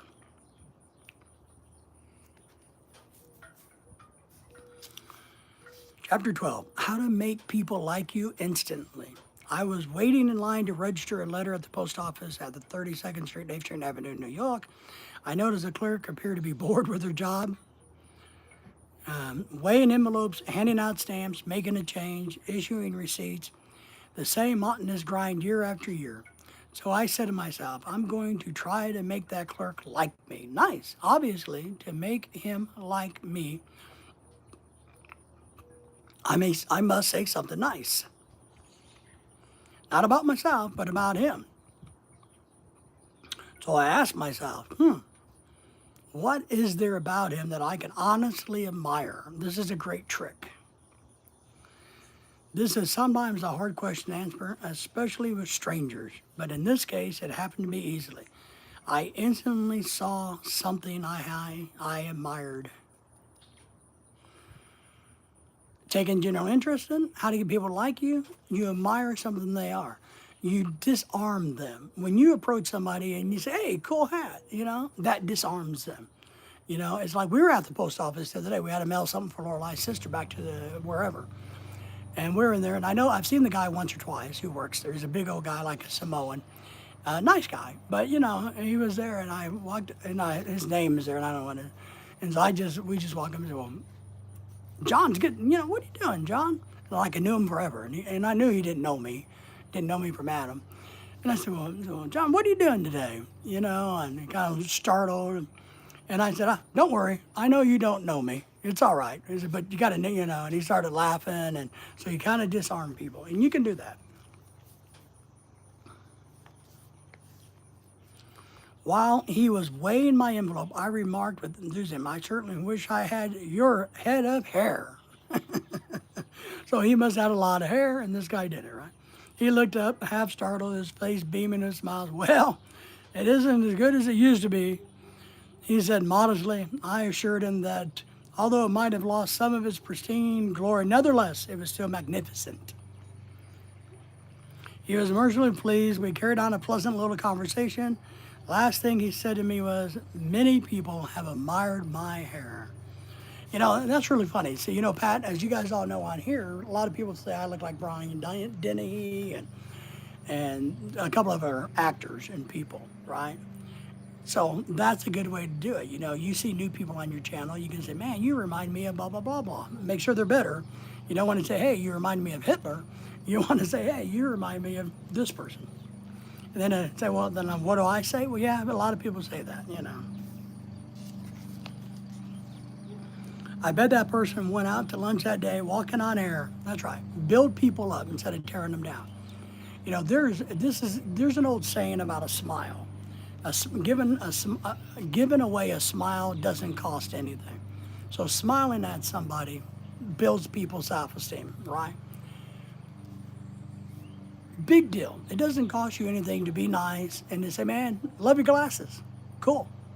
You know? Look like Charlie Sheen on Mighty Ducks. There you go. There you go. Maybe he looks like me, Pat, right?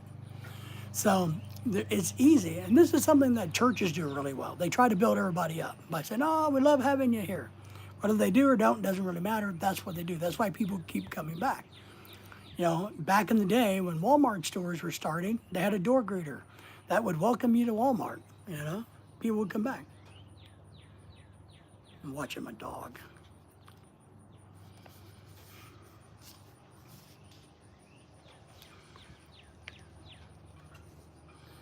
So he went out to lunch, walking on air. I bet he looked in the mirror and said, it is a beautiful head of hair.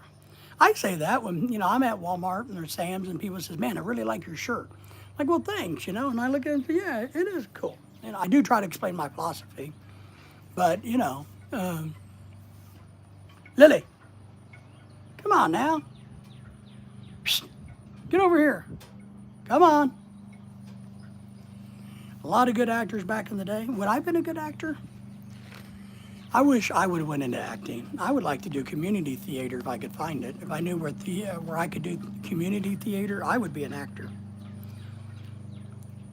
I told this story once in public and a man asked me afterwards, what did you want to get out of him? So somebody's asking, well, why did you tell him about his hair? What was your angle for doing this? What I did, I want to get out of him. What did I want to get out of him? To operate the soda machine, I asked to be responsible for that part of the project. Did I miss a page? I missed a page.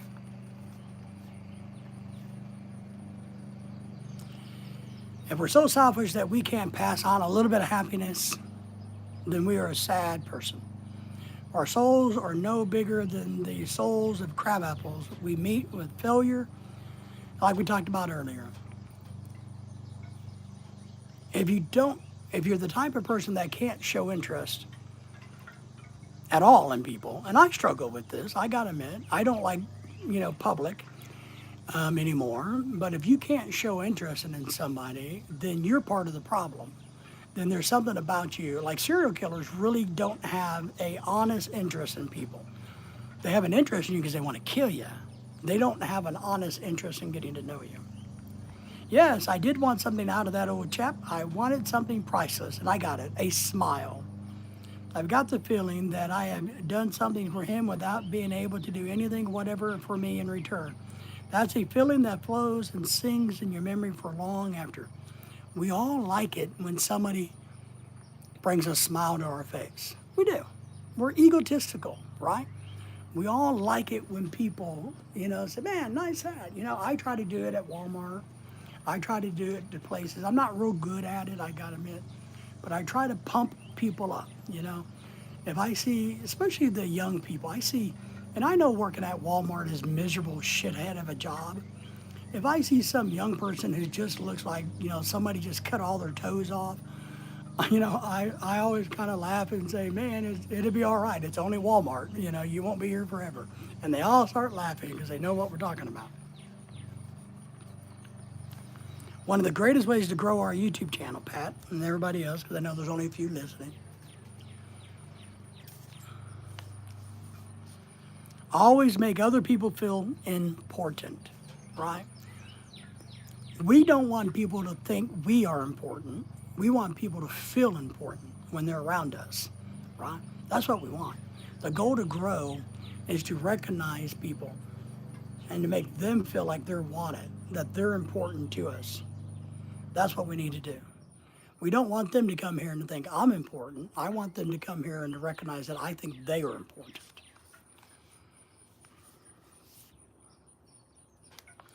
As John Dewey already said, the desire to be important is the deepest urge of human nature. No matter what you say, why you're really in social media, you're doing it because you want to feel important.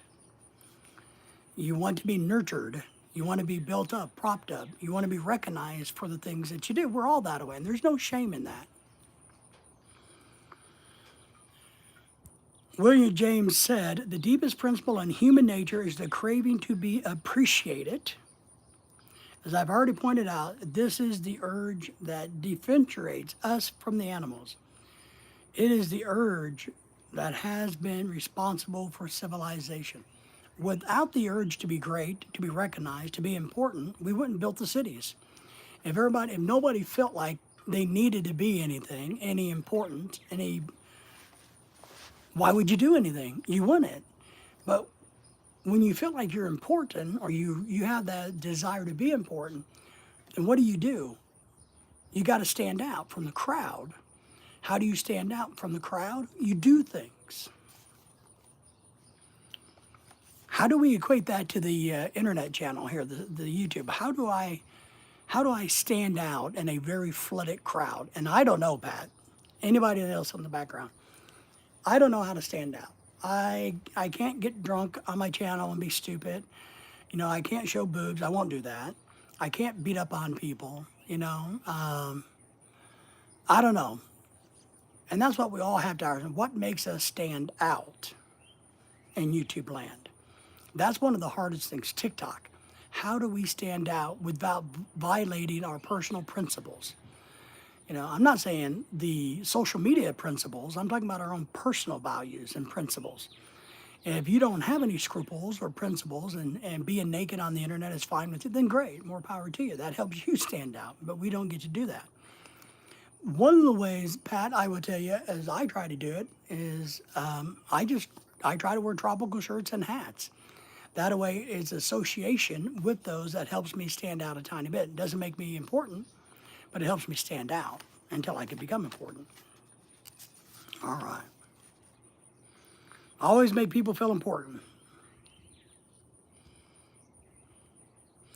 Philosophers has been speculating on the rules of human relationships for thousands of years. And out of all of this speculation, there has evolved only two important precepts. It is not new. It is old as history. Zoroaster taught and his followers in Persia 2,500 years ago. Confucius preached it. Laos preached it. So every leader of everything. Buddha preached it on the banks of the holy Ganges 5 River. Christ preached it. Jesus taught it. You want the approval of those with whom you come in contact. Everybody's preached this. We want the approval of those that we come in contact with. Very true. You want the feeling that you're important in your own little world. And at one point in time, I was fairly important in my own little bitty bubble. Now that I'm old and retired, I'm not, and I miss that. That's why I wish I still had a job, because in my world, I was fairly important in my world. But now that I don't have a job, I'm not. That's why I wish I still had a job. You don't want to listen to cheap, insecure flattery. You don't want smoke blowing up your ass. But you do crave sincere appreciation. You want your friends and associates to be, as Charles Schwab would put it, heartily in their appropriate and lavish praise. All of us want that. So I guess what we have to do to try to build is I have to try to invoke that upon you. I have to try to give you a sincere appreciation to grow. The question is, I don't know if this works in social media, and this is what I debate, because, it seems like a lot of that, I don't know, just being sincere and appreciative of people, being honest, I don't know how well that works in social media. I just don't. I don't know how you translate it, and that's partly why I'm doing this, and I'm reading this and studying this. So let's obey the golden rule. Give unto others that we would have others give unto us. How, when, where is the answer is. All the time, everywhere. The golden rule is give unto others that we would have others give unto us. But I don't know if that works in social media because there's a screen between us. So we go to live streams, right?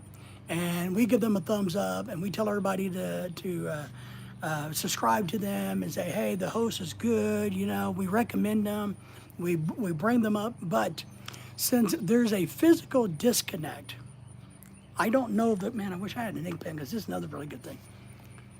I don't know, I need to figure out that one. I gotta page mark this. I gotta see this one again. Dang it.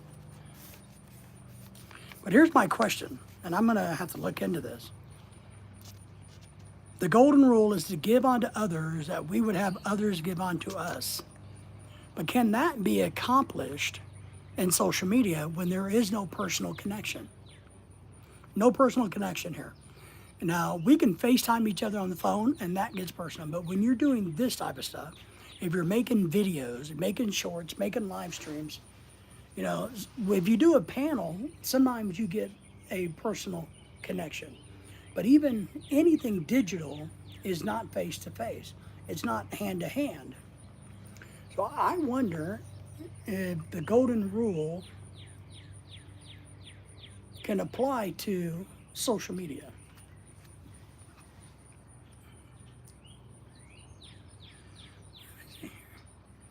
Oh, crap.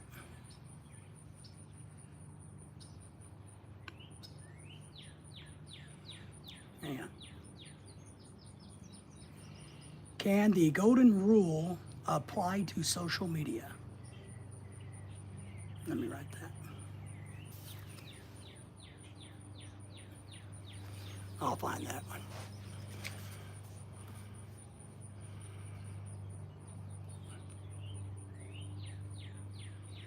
Ah, thank you for that. I appreciate that, Pat. I'd be a good actor. Candy, the golden rule apply. All right.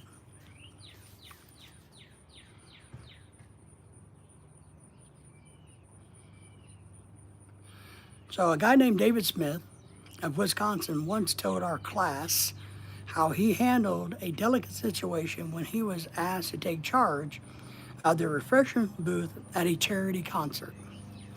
The night of the concert, I arrived at the park, David did, and found two elderly ladies in a very bad humor standing next to the refreshment stand. Apparently, each of them thought that she was in charge of this project. Well, I've been there. As I stood there pondering what to do, one of the members of the sponsoring committee appeared and handed me a cash box and thanked me for taking over the project. She introduced Rose and Jane as my helpers and then ran off. That was brilliant of that person. A great silence ensued. Realizing that the cash box was a symbol of authority of sorts, I gave the box to Rose and explained that I might not be able to keep the money straight, and if she took care of it, I would feel better. Then I suggested to Jane, the other unhappy lady, that she shows our two teenage helpers how to work, right? How to operate the soda machine and asked her to be responsible for that part of the project. So it's called delegation. The evening was very enjoyable with Rose happily counting the money, Jane supervising the teenager, and me enjoying the concert. So you got to be smart. I talk about this all the time with your employees, right? You got to know the strengths and weaknesses of your employees. Empowerment. This is big. I don't know how you empower people on the internet. That one I don't know. It's another thing. How do we empower people? You know, if we're working the concession stand, I can empower you. If you're one of my employees or my students and we can physically doing things, if we're teaching, I can empower you. But how do we empower the masses over social media without being radicalized? And we don't want to do that. So how can we empower people? One, to come back, one, to watch our stuff, and how to support our friends. How do we empower people on social media? That's another good one. How do we empower people on social platforms? There we go. Another note I had to make, Pat, because I'm,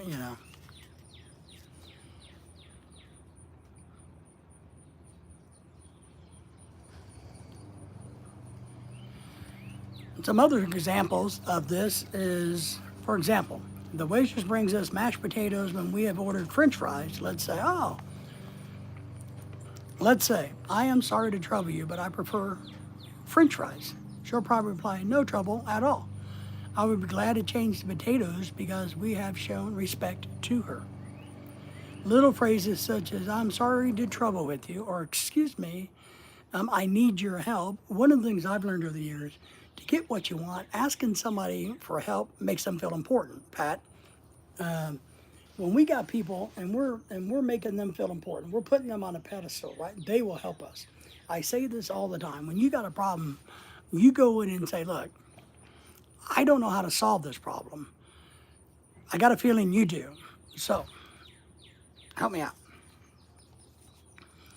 Won't you please? Would you mind? Thank you. Little courtesies like these relieve the monotonous of grind of everyday life, and incidentally, they're the hallmark of good breeding. I agree. That's what I tried to. Big John's in the house. Hello, John. Good to see you. Thank you for being here. Thank you for the thumbs up. So, the other big tip I have is you make eye contact. John, what do you think about that? You think making eye contact with people in public is important? So when you are saying, things to show interest in others, to elevate them, to get you to get done what you need done, I need mashed potatoes versus French fries. Well, saying, hey, stupid girl, you brought me the wrong shit, it doesn't get you anywhere. But I've also found over the years that, soft tone and also meeting them in the eye and calling them by name. Well, hey, John, can you bring me French fries versus mashed potatoes? Mason's in the house. Good to see you, Mason. How are you, man? It's been a while since we've seen you. Thank you for the thumbs up, buddy. Appreciate you. So positive equals positive, negative equals negative. If you look at somebody in the eye, that's a positive. Because everybody wants to be important. Like I said, if I got a problem, like, I don't know how to solve this, but I know you do. I need your help, right? That's what we're doing. Let's take another illustration. Hal Kane's novel, The Christian, the demonstrator and the maxim amongst us. Bestsellers, millions of people read his novels. I never heard of him. He was the son of a blacksmith. He had never more than 8 years of schooling in his life. Yet, when he died, he was the richest author at all times at that point in time.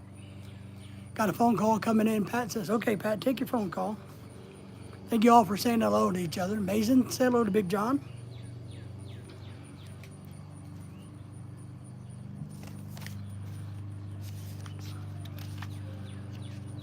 We're trying to figure out how to grow in social media. That's my morning live streams.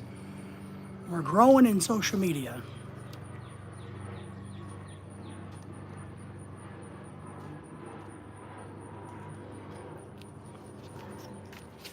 All right. Time is, it's almost time to jump off here. Let me get through this chapter here.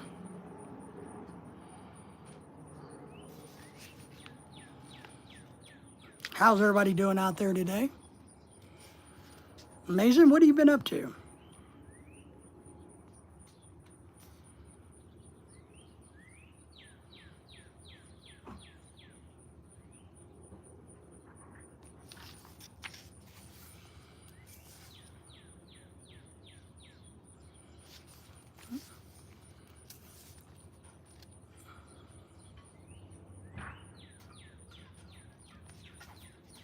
All right.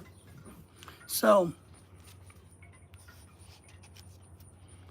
it's a good little chapter here. Let me get caught up. How to make people like you instantly is what we're talking about. It's 7:57 p.m. and Amani, thank you for being here. I'm up to sleep and since, oh wow, not been sleeping, huh?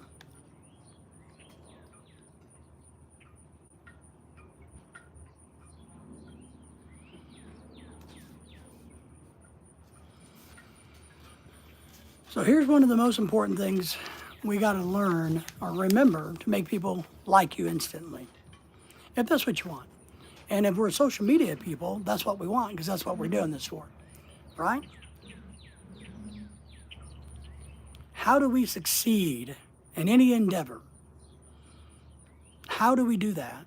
Well, simply put, we make the other person feel important, we elevate them, and we do it in sincerity, is what we do.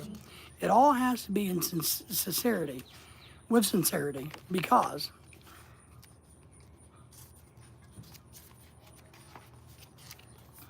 in today's world, we are all very, very, very, very well of when people are blowing smoke up our ass. We know this. We know how this works. We know people are blowing smoke up our ass. We can tell it. And we don't like it, right?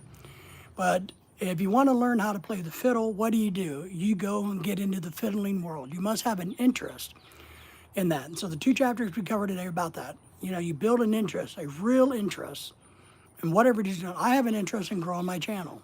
I have an interest in that. So not only am I rereading old books to try to figure out how to use them in the new world, social media world, I do live streams, I make videos, I go to people's channels, I do everything I can to try to grow our social media brand. So I have a real interest in that. How do I, part of the way what this says to do is to make all of my audience feel important. And I hope when you come to my channel, you feel somewhat important because I try to recognize you. I try to be appreciative of you here. And I do, one thing I try to do, and I wish I did it better because I didn't know how to do it as well. I wish I knew more about the individuals that come to the channel. So therefore I knew what expertise they had. One thing, you know, I've always taught and always thought is you have people be good at what they're good at, right? You let people do what they're, if you're really good at making fiddles, then why would I have you really good at doing concrete work? So if you're an expert at fiddle making, then I'm going to hire you and I'm going to have you do the fiddle making. I'm not going to have you do concrete work. So Mason says, success is a long ways. It's a journey, if that's what you mean. Success is a journey. You're a network student. Nice. Outstanding. So how do you network? What are they teaching you on network? So give me a tip from your side of the coin. Because I like to know people's expertise or what they're passionate about. Because one, I can learn a lot from them. Two, if I knew, like John, if I knew what John's passion was, besides his hot, sexy Filipino girlfriend, then I could bring his passion into our conversations as a reference. And that makes that person feel more important and an expert. And I do that with people all the time that I know. I know certain people that are experts at this, and so I want them to talk about this.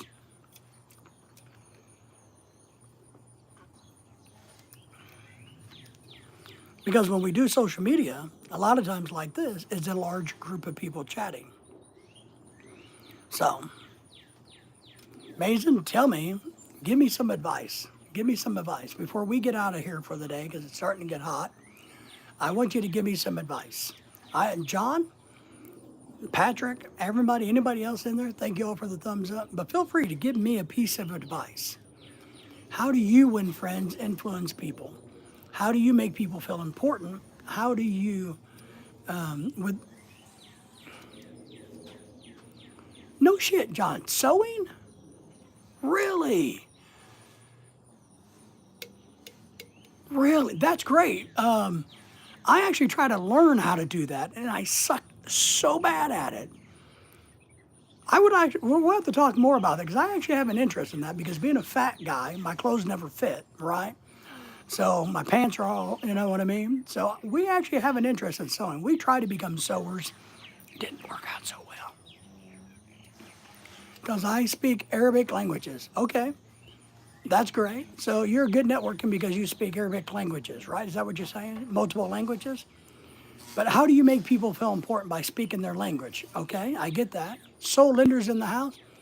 I've been here, but I forgot to say hi. Thank you, Soul Linder. We appreciate that. Soul Linder, give me some advice about how you make people feel important. Honestly and respect. Yeah, I'm telling you, I paid some big money to people to sew things for me over the years because being me, you know what I mean? So, but my wife likes to sew, and we have a sewing machine and books and all kinds of shit, but she's not really good at it. And I suck at it. I've tried. I really did. I've tried to make, I did. I tried to make a vest one time, and fuck, that didn't go well. You look like Jack Nicholson coming in. Thank you for that. Hanson is back. Thank you for that. We appreciate that, Jack. Who do you look like? If I look like Jack Nicholson, who would you say you look like? Because I got a feeling you look like somebody in famous too. No, I meant my language. Oh, your language is Arabic. All right. So I get that, okay? But how would you make me feel important, Mason? Is I'm trying to get us all on the same page today. How can we go into our social media world and make people, Soul Linder, think about this. In order to grow our social media brands, our channel, we got to make people feel important so they want to come back. How do we do that? Man, I honestly think of making people smile and laugh. That's great. I've gotten told that you look like, yeah, Theo Vaughn I could see. I don't know about River Phoenix. Yeah, well, River's dead. Yeah, I could see that. John's taught a lot of people how to sew. Man, that'd be some really good video content, John. I don't know if you realize that, but a dude sewing and teaching, doing, you could do videos without showing yourself even, if you're not into that. Sewing things would be pretty good because there's sewing channels out there that do really well. I've looked at some of them. I can't do it, but I've looked at some of it because there's been times I have some really big tropical shirts that are really cool, and I would like to turn them into a vest or do this or do that. And I got to hem up some pants. I got a sports jacket that we bought at the Dillard's outlet store that I'm going to wear at the mall. On the cruise ship. That I need to get the cuffs taken up about 2 inches. So I got to find somebody locally that can go do that for me. When I get off of parole. Okay, I got you. And Johnny, I know you don't know him. We had a really good friend. He's living in the Philippines. He's an American. His name's Ronald, but he goes by the Professor. He was a professional tailor. So he's always a very sharply dressed guy, really nice guy. He's living in the Philippines now. But he was a professional tailor.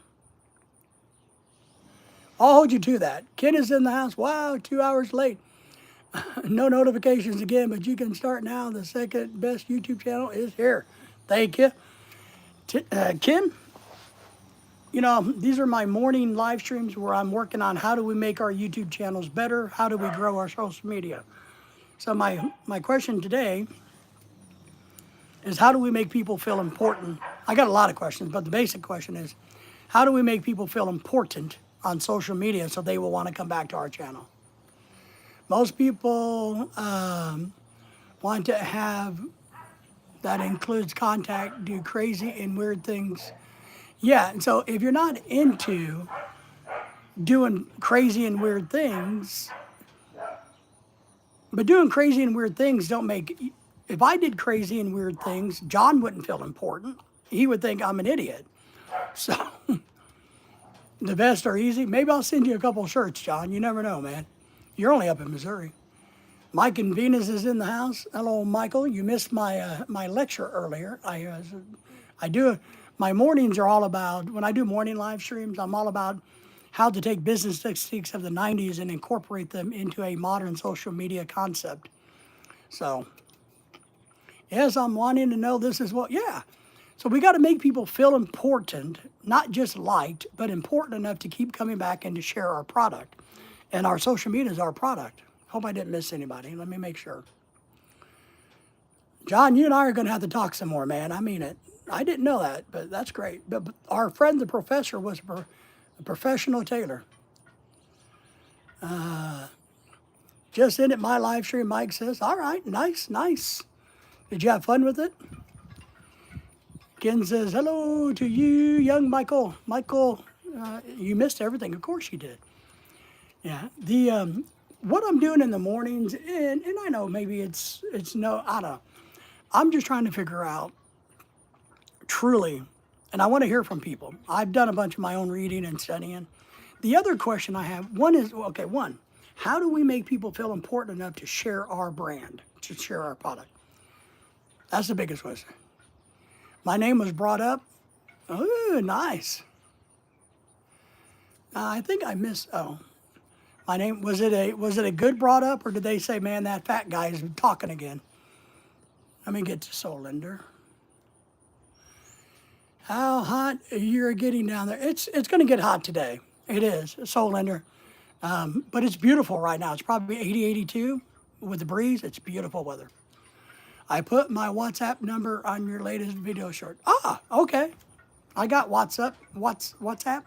Michael, MJ made me get that. I have that. But I also have a real phone number, so.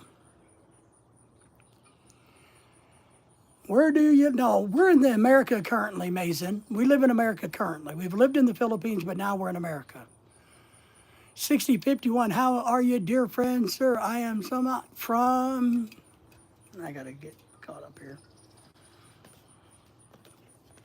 Sorry, let me read my chat on my iPad because it's a little easier. For me, joining second day on your life. Thank you for being here. Yes, I remember you. You watched and commented on some other stuff, my friend. So thank you. We appreciate that, and you're always welcome here. I'm going to have a hard time pronouncing your whole name, but I'm just going to say Submit 6051. But thank you for commenting the other day. Thank you for subscribing to the channel. It was a person named Highlander. Really? I don't know a Highlander. Was he from Scotland? Oh, I made a joke the other day that didn't go well. That didn't go very well. Thinking of Highlander, which I know that takes me down 2 or 3 steps, but I made a joke that didn't go well. Highlander. Was it a good thing, Michael? Mentioned you and said he was a managing mod for your channel. Really? Managing mod? I don't know about that. I don't have any managing mods. I don't have anybody like that. I don't have anybody who's a managing moderator. I have standard moderators, the blue people like you, Michael, but I don't have any managers. I keep that off. Amazing. I have WhatsApp too. Outstanding. Cool. Hello, Michael from Keith. Solon, and sorry, John, my bad. You're all right. Did you do something bad, Solinder? I missed something Solinder did? Solinder is a good guy. Good guy. You guys all appreciate Solinder. He's up north where nobody wants to live, in the Dakotas. Me from India, sir? Yes. Oh yeah, don't delete his last comments. Yeah, Big John's okay. Don't, One of his other channels is Blue, so he's a friend of the channel. John's a friend of the channel.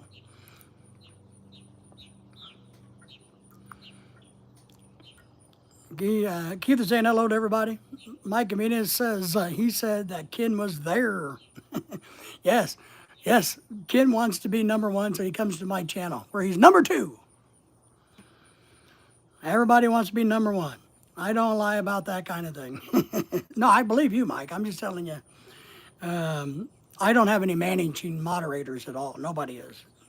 He may just not understand what the difference is. A lot of people don't know what being a blue is or what it really means. To me, it really doesn't mean anything. But a lot of people are very hungry to become a blue on somebody's channel. Well, I know you're on vacation, but you live up in the Dakotas. Solinder. Our other good young friend who lives in Arkansas here, Chef Lawson, is down in Alabama swimming in the beaches. Ken has 3 managing moderators, but it's my understanding that it's still a phone thing only.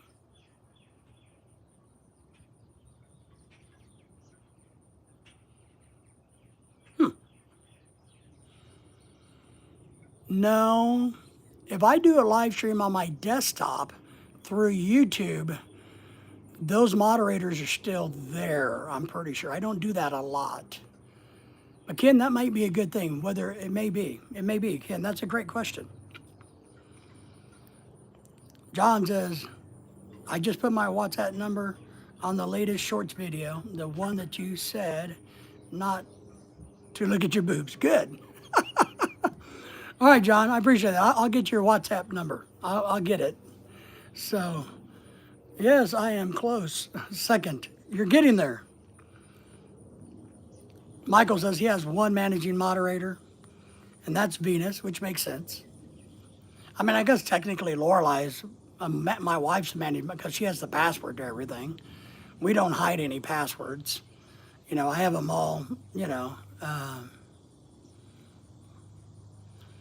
Mike says, of course, David is correct. He's always correct. He's the smartest YouTuber on the whole planet. It's just the planet doesn't know it. He's also the most handsomest fedora-wearing, tropical shirt-wearing guy I've ever seen in my entire life, but everybody just doesn't know it. Well, thank you for that kind words, Michael. Appreciate that.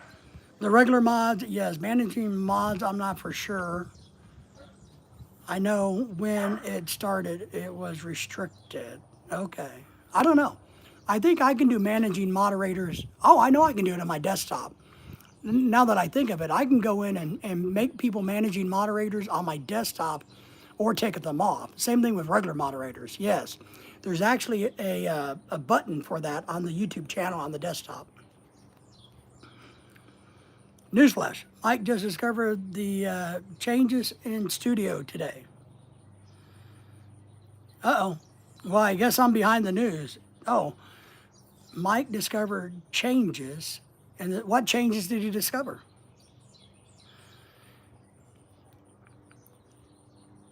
Yeah, it is really easy. Did you guys all hear that Lindsey Graham died, by the way? Thinking of news. You know how I go down dirt roads. Lindsey Graham died during the night, if you guys didn't know that. Yes, monetize. Yeah, you can, yeah, it's, yeah, move to the dollar sign. Yes, yes, to the monetization. It is, it's pretty easy to do. You saw that earlier. All right, Ken. See, now Michael's taught you something. Man, it's a bad day when Michael has to teach you something, Ken. Now we're going to have to demote you to, like, you know, number 10. We have a joke in our house because there's only, when my dog Daisy was alive, so there's always just Lorelai and I, and then 2 dogs, Lily and Daisy was my dog, you know. And so the rule of thumb was I was number 1 in my house, Daisy the dog was number 2, and then my wife and Lily fought for like the number 5 spot.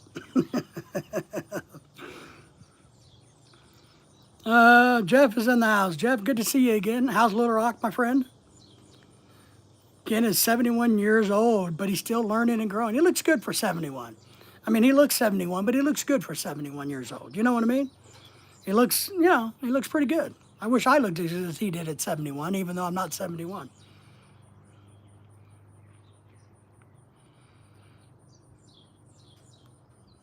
Oh yeah, Solon says Bonnie Taylor passed away too. Wow. And apparently Mitch McConnell is dead or not dead or something. The Democrats are hiding him or something. I don't know. But apparently Lindsey Graham passed away. Oh. Shit, kid. Well, he looks pretty good for 71 too, kid. You know, I mean, what can I say, man? John says, the Filipina that I was engaged to, I was her only managing moderator. That's good. That's good. If you're dating a Filipina and they got a YouTube channel, man, you gotta, I hate to say it, but you gotta kind of be careful about the Filipinas that have YouTube channels. If you're, you know, I know a few of them have gone well for Americans, hooking up, marriage, but I've heard, you know, maybe 10% good, 90%, you know, maybe didn't wind up as well as they had hoped.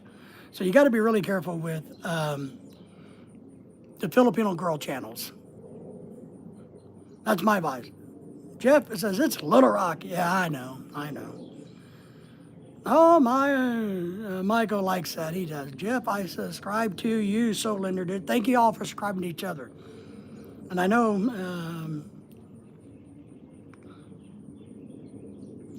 need to find one like, yeah, I agree. I agree. Or Lorelei, you know, I agree. I was going great until she, well, John, don't make me make fun of, I mean, okay, because I got to be careful because I'm a smart ass. And what I would say is, I think it's horrible that you lost her like that. And, but then, the first thing I thought was, well, of course, John, but in sincerity, that sucks, dude. Everybody tell John that sucks. I mean, that sucks, man. But the way you said it was going great until she died, that kind of, that's a little funny how you phrase it. Sorry, my friend. I know death isn't something we should laugh at, but it's just, just kind of funny. But we do feel for your, trust me, because I know that somebody's cooking out or burning trash. I know that if Lorelai passed away, I don't know what I would do, but I know one thing: I would never date again. I just wouldn't do it. Ken says, "Sorry about that, John. We feel bad for your loss." Jeff says, "Same. Back to you for subscribing, subbing." Everybody, John, that is a horrible way to go. I mean, I don't know.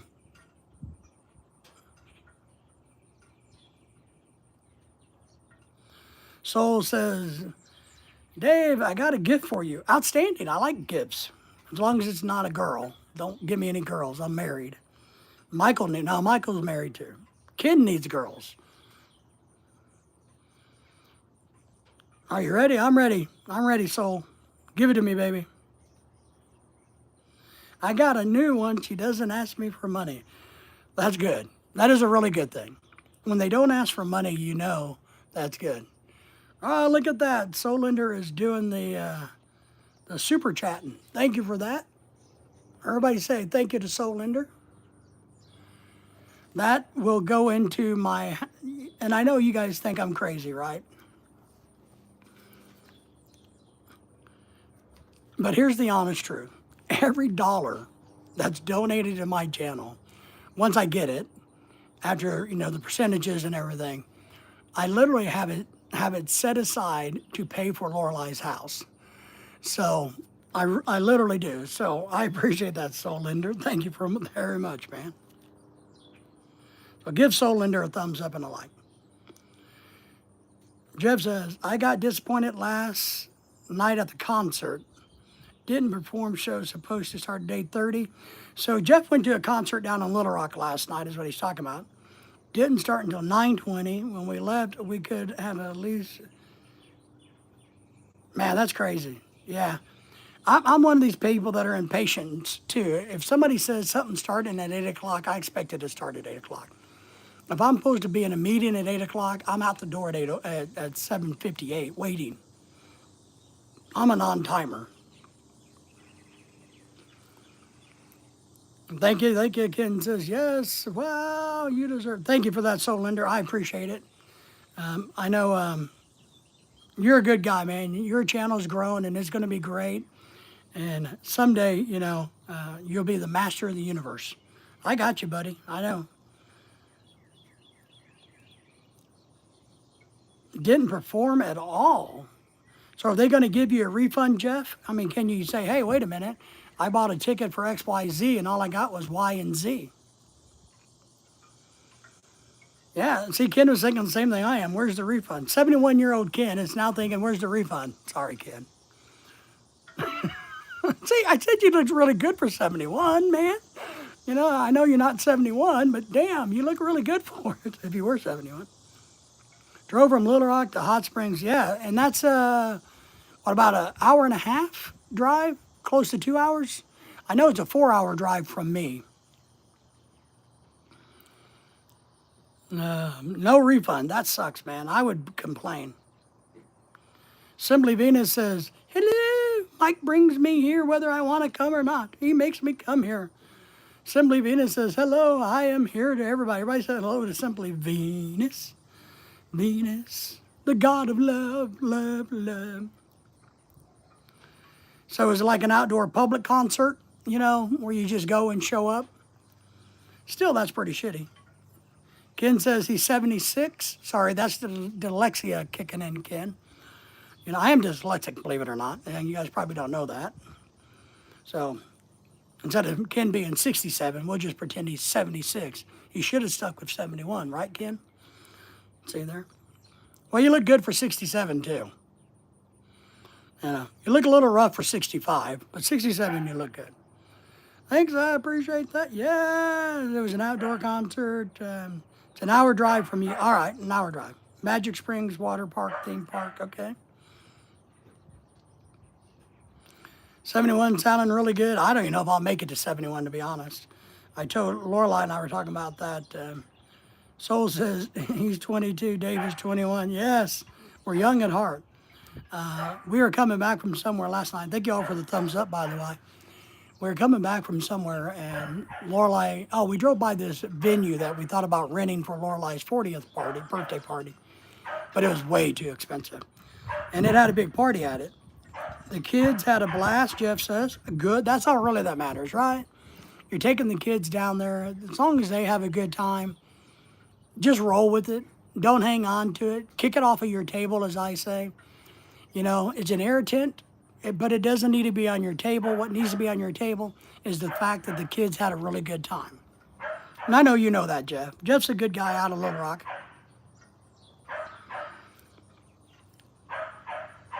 Spent way too much money? Yes, I understand that. Good, good. But yeah, we were driving by this venue, and Lorelai just kind of blurted out, one, we're not going to be living here at that time.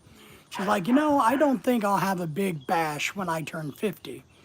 And I told her, I said, I think that's good. I think when you turn 50, you should spend the money and go on a trip. Something more enjoyable than feeding a bunch of Filipinas that are ungrateful for everything that we do for them, right? So just take your money. And I told her, I said, there's a good chance I won't even be around by then. And that's why it's so important for me to get her a house bought, is that, I don't know if I'll live another 10 years. I mean, I'm lucky to be alive today. So if I could make it to 71, man, that'd be a miracle to my world. I got my son on a biggest slide they had. Cool, man. I'm sure he had a great time on it. John says, tell Miss Lorelai. I said, I will when she gets up. She's still in bed. She stayed up late last night doing work on the internet. My dog is going ape shit. There's a mole along my fence line. So, we have a privacy fence, right? And the mole likes to go right under the boards. And Lily she's going to kill that mole. She's going to find it and get it.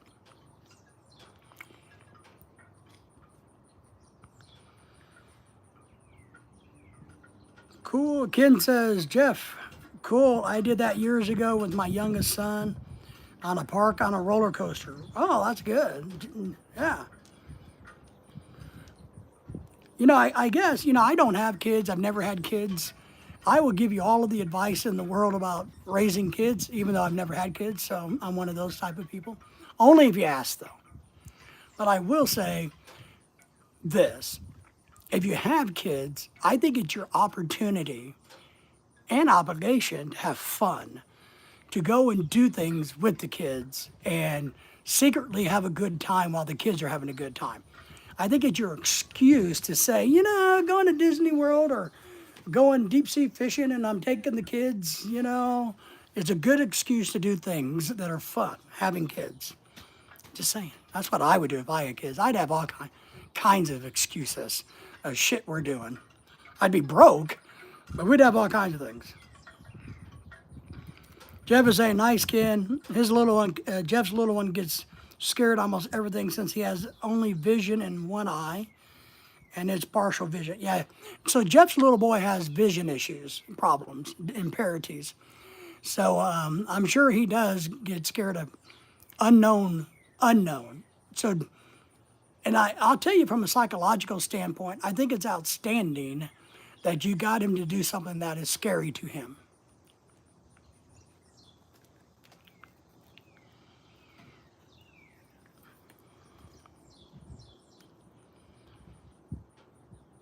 I took both my sons whaling. I lived in San Diego like it was not so much the kid. Well, there you go. Congenital glaucoma for Jeff's little boy. Man, that's tough.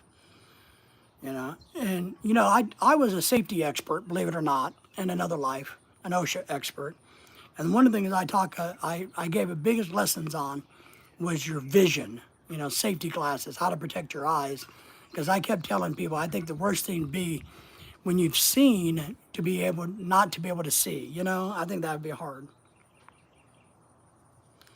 Yep, Ken agrees. And yeah, eye surgery, 2 lasers. All right, wow. So he's done a lot of eye stuff. Wow. Well, we hope it gets better. Maybe, you know, it just continues. Maybe it'll get better. It'll get better.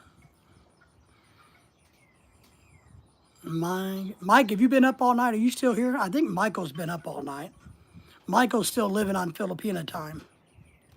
I think he stays up all night in America thinking he's daytime in the Philippines.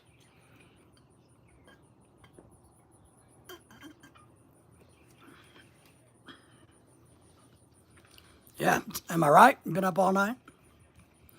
So Lorelai is doing some online stuff, so she was up pretty late. I went to bed my normal time. But thinking about vision, you thinking about your vision, or a vision for your channel, or vision in general? My vision is thanks to Solinder, I am $1 closer to Lorelai's house. So thanks to him, I appreciate that, Solinder. Because like I said, literally, you know, guys may not believe this, but everything I collect, I put in a fund trying to get her a house. I know I laugh about it, but it's what I do. You're making your lunch? What are you having for lunch? How come nobody invites me to lunch? I don't understand that. What are you having for lunch? So, okay, so is he down at the School for the Blind in Little Rock? I know there was one in Hot Springs for years, and then there was one in Little Rock, if I remember right. So he goes, Jeff's little boy goes to the best school in the state. Nice. I was born cross-eyed, surgery, laser also, but still can't see that well. Have occasional blindness. All right. Michael is just saying, well, Michael, if you lay off the alcohol, you wouldn't have so much blinding. Ooh. No, I'm just kidding, Michael. No, man, it would suck. I get it. I can't imagine. And that's one thing I did. I used to buy cow eyes. I know, here's a little safety trick for you. I used to go down, when we had a butcher here, all the butchers ran away because my place has grown. But we used to get fresh cow eyes, right? Cow eyeballs. And when I did my eye safety lesson, I'd get these cow eyes. One thing I would do is a couple of things, but one thing is I would do the safety goggles versus the shields, and then I would drop an acid on a cow's eyeball, and you'd see it turn colors, and then I would hammer a nail through one, man, and I would take the safety glasses. And I had a mannequin head set up. I put the eyeball in there, put the safety glasses, and I shoot a nail gun through the safety glasses into the cow eyeball. So, Mike says, oh, sorry, let me get caught up here. Egg rolls, I like egg rolls. What kind of egg rolls? Yes, I understand. Michael, I'm just picking on Michael. We got to keep Michael awake. Jeff says, ASBB, Arkansas State Blind Vision Impairment School? I would think. Oh, it's not that. Yes, right on. Man, I'm a genius. Sounds like fun. Well, it is fun. Veggie egg rolls for Solinder. It is fun because one thing I know, and this is something I talked about earlier on my live stream, about how do we translate on the internet this versus what we've done in real life. It's kind of like, and so when I'm reading and going over these books, it makes me think about that a lot. But labs, I did a lot of safety labs. I taught class, And the best thing about class was lab. You get everybody up and they're talking and you get them all dressed in their safety gear. I did hazmat lab. I taught hazmat for years. All of this, safety. You know, it's a one-on-one, a group on one, everybody's talking and engaging, but you're there in the same room together. So seeing the cow eyeball explode because I drive a nail through it and pop, I hate to be gross about eyeballs, sorry everybody, but eyeballs will pop. And so there's ways that I can make these eyeballs pop in front of the students. And of course, you could discolor them with acid. You could put safety glasses on and shields, and you could show what would work and what didn't work. Explain the difference between safety glasses and safety goggles, because they're totally different. They have a different purpose. I'm sorry I'm going on and on, but that's just... But it was always better to do it in person. So how do we do cool shit like that on the internet? How do we have a better connection on the internet? That's what I'm always striving for. How do I make you guys feel important enough to keep coming back is our today's lesson. Is how do we feel important? How do I make you feel important enough? Right on like that. Let's see. Arkansas School for the Blind and Visually Impaired. I was close, you know. I was close, you know. I was pretty close. It is a good school. I've heard nothing but great things about it, to be honest. So, you know, I worked in higher education, but when you're in education, you kind of, you know, have the periphery of things. And we have a couple, so I get it, man. But that's part of my, you know, I'm really trying to figure this out. So let me ask this question. What would make you, when you visit somebody's YouTube channel, feel important enough to stick around? And not just mine, but I'm talking about, because I want us not only, you know, when I teach things, I'm teaching myself as I teach you. And I hope it's a reflection. So when I say, and I want you to think about this honestly and for yourself, what makes you feel important enough to stick around a YouTube channel? One, I would know the answer, and two, you would know that answer. And so you more readily be able, once you understand that, know which channels make you feel important. I know a lot of guys will say, well, you know, the girls that have the big boobs and they're flirting with me, or they're wearing short shorts and they got their legs crossed making it think they're naked, you know, they make me feel really important, so much important that I give them money, you know. Or they flirt with me and tell me, oh, I would make a really good husband. You know, I'm not going to flirt with you. I'm not going to tell you, you and I are going to be hooking up. So that ain't going to happen. But it's an honest question. You know, I go to a lot of channels. Yeah, Jeff, I can't either. I mean, one, I'm married, so it's not appropriate. Two, it irritates me. They combined the deaf school with that last year. Nice. All right. So now they got, yeah, that makes good sense.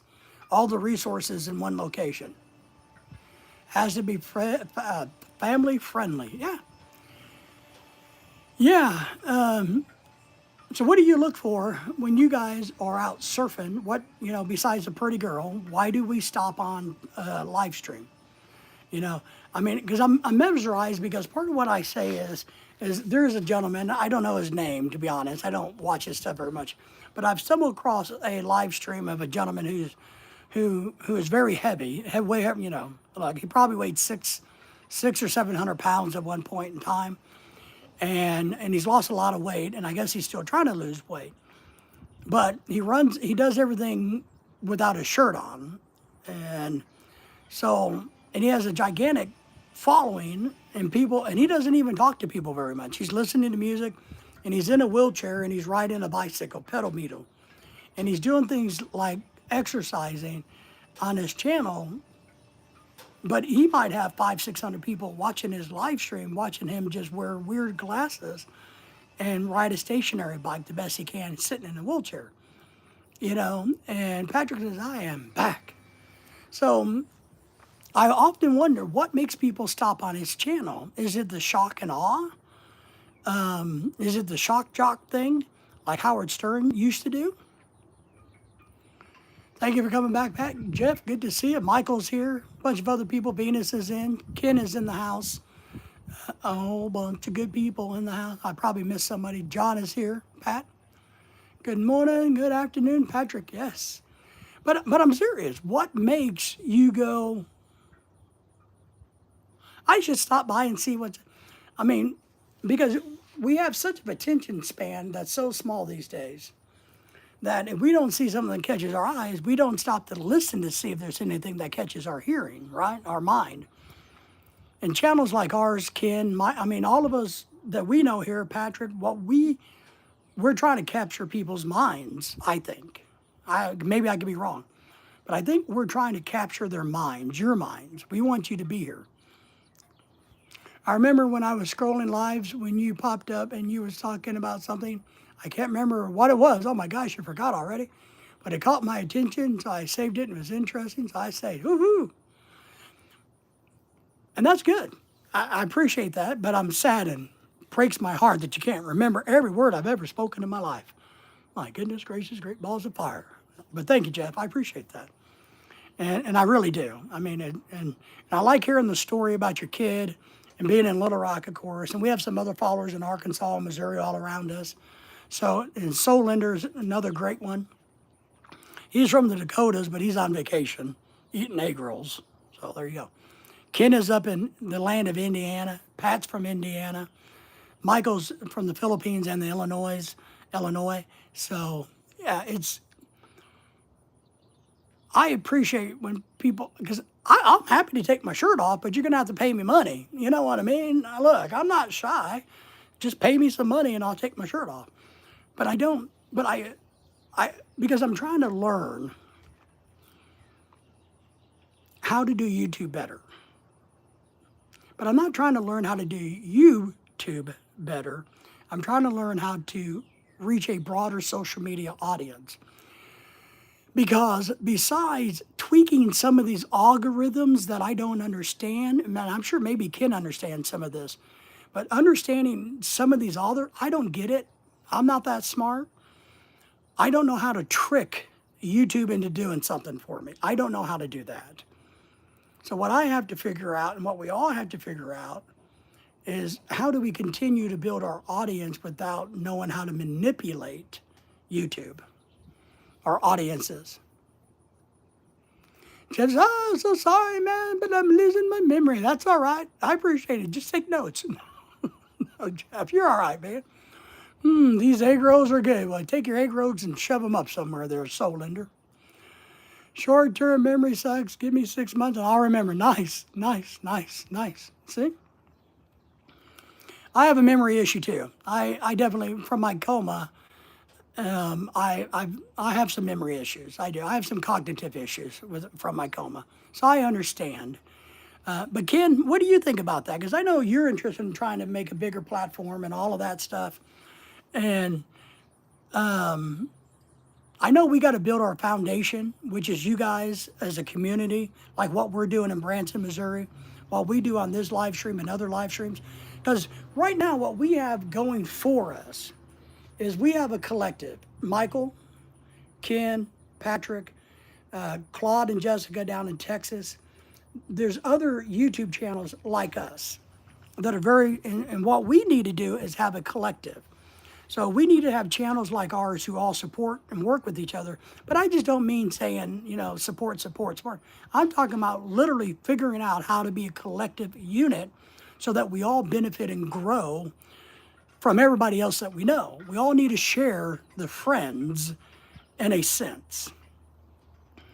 Hello, Big John. Pat says, let me get my iPad up. I don't know if anybody believes that. Did anybody think what I just said makes any sense? Pat says, hello to you, Big John. And look, I learned a lot about John today. John's apparently an excellent tailor, which is really cool because I tried to be a tailor one time and I sucked at it. Pat's a good cook. Soul Linder likes to eat. Yo, man, Soul Linder, what are you doing? What? Now, look here, young man. We don't eat egg rolls with mayonnaise and ketchup. That's gross. I'm ashamed of you. Man, you're no longer number one. You're number two in the house. Man, mayo and ketchup. Man. That's gross. You know how I eat my egg rolls? With French onion dip. So I guess I can't complain too much. Hello, Venus, sister. Yes, Venus. Michael made Venus come in. She said, Michael woke her up and said, get your ass in there. So she did. She was very nice and polite. One numbers agree, and I also lost a lot on how to do it, as you know. And as I say, you know, my channel is not everyone's cup of tea. It's not. And I think that's okay. My channel's not everybody's cup of tea. And Michael's is not, and, you know, Big Willie's is not, and Little Silly's is, you know, it's not. We can't be. We can't be. Mike says, I understand what you talking about, boy. I'm going to dump it on you. Oh, so Linder. Be right back. I have to take my sister to the store. Lives on my couch. Is she single? Pat's looking, you know. We are all different, but that's one of the blessings in it. If we were all the same, it wouldn't be great, right? It would be difficult. So it's good that but what all do we bring to the table? There you go. There you go. Not your cup of tea. Or maybe it should be your cup of tea. What's your cup of tea? I don't know. Asking for a friend. Yes, that's right. How old is she? All right, you're going to have to give us the laydown. I know you got to run an errand, but you got to give us a laydown because we get single men in here. Use this common denominator. A common denominator? Yeah, you got to figure out one of those. Overcome, succeed. I don't know. But and it doesn't got to be any super crazy, you know, but it's just the logic, right? There's a logic and philosophy behind it. If you can't compete, because look, be honest, there's not any of us in here that wants to grow our channels that currently compete with some girl that has 60 to 150,000 subscribers. And now maybe it's even the wrong target audience, which I disagree with. I think their audience is our audience because it's men, but her audience is more focused on her. And if you can capture some of those men and bring them into this fold, I think you have a promise. I think you can pick up people. All right.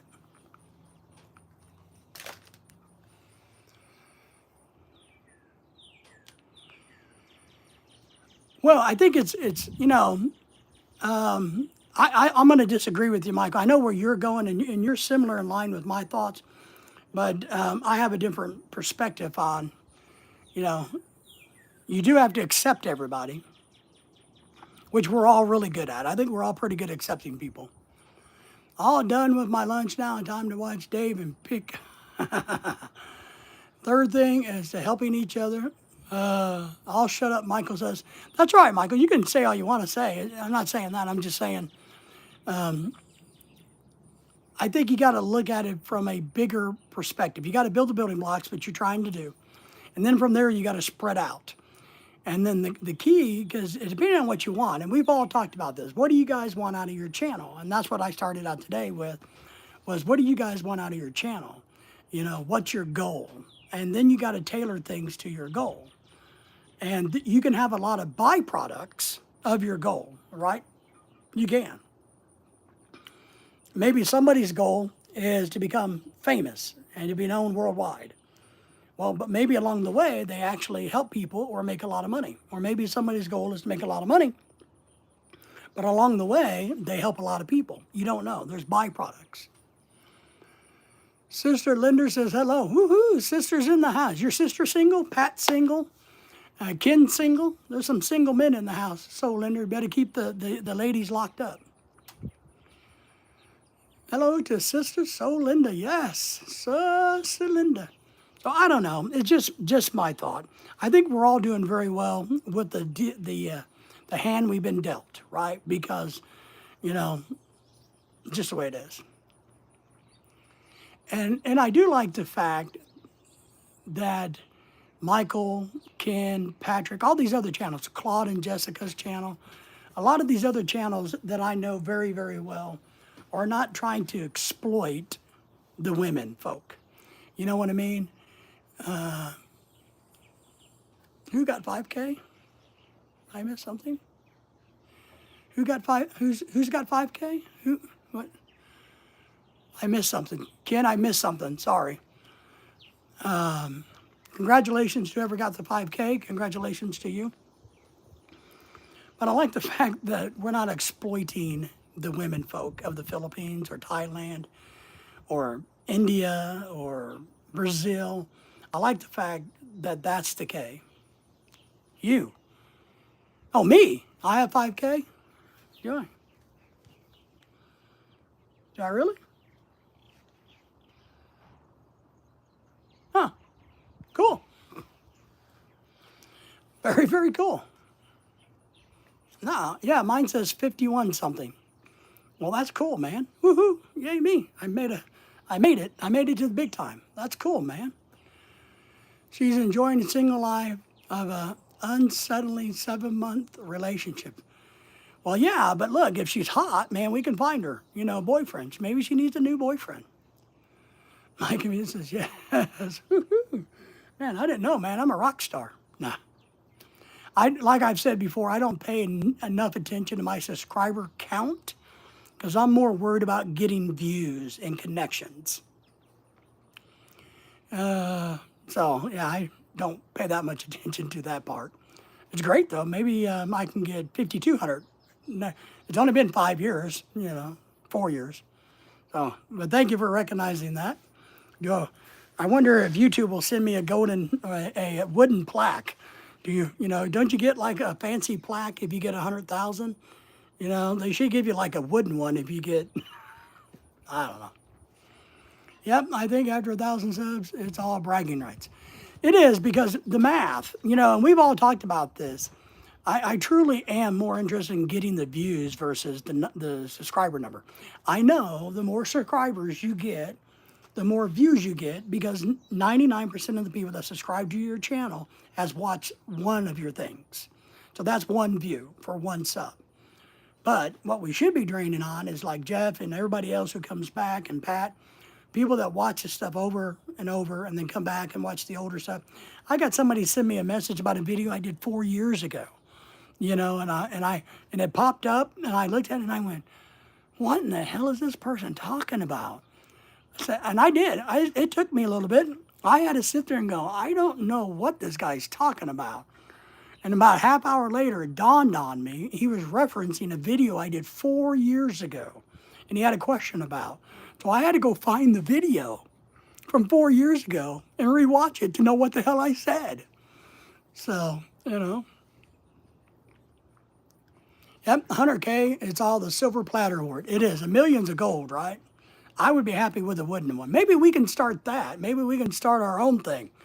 You get a plaque, a PAC award if you get to 5,000.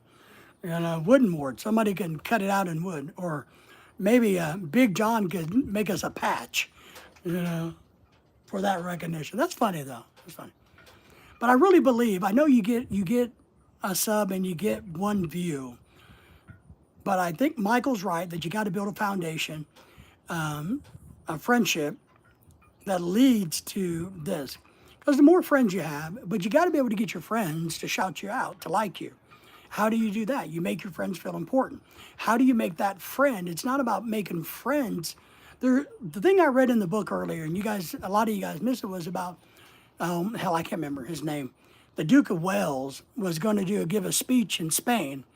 So he learned Spanish. He spent 6 months learning Spanish so that when he went to Spain, he could speak to those large masses in Spanish.